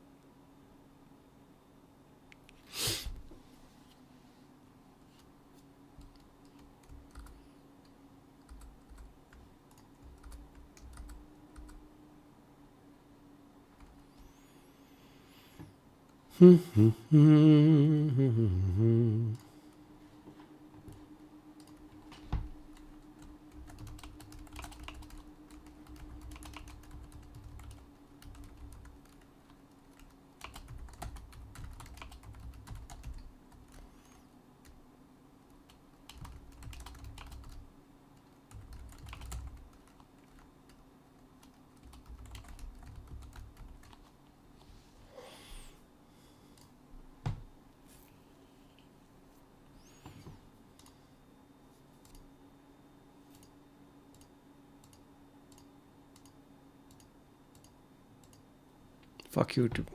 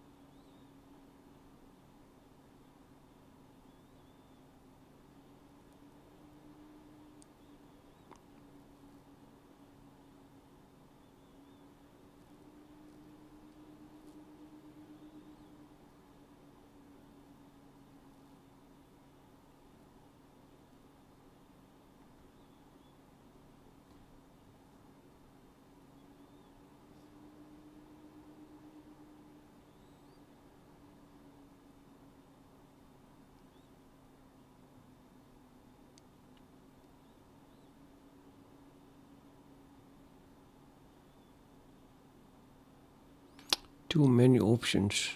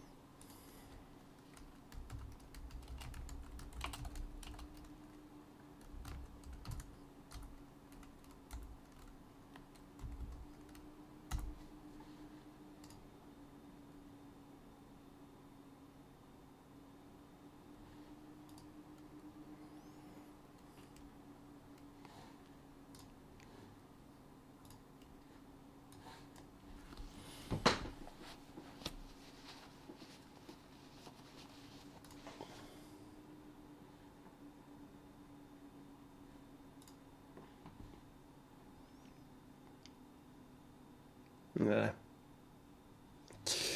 Okay, I'm gonna stop the stream.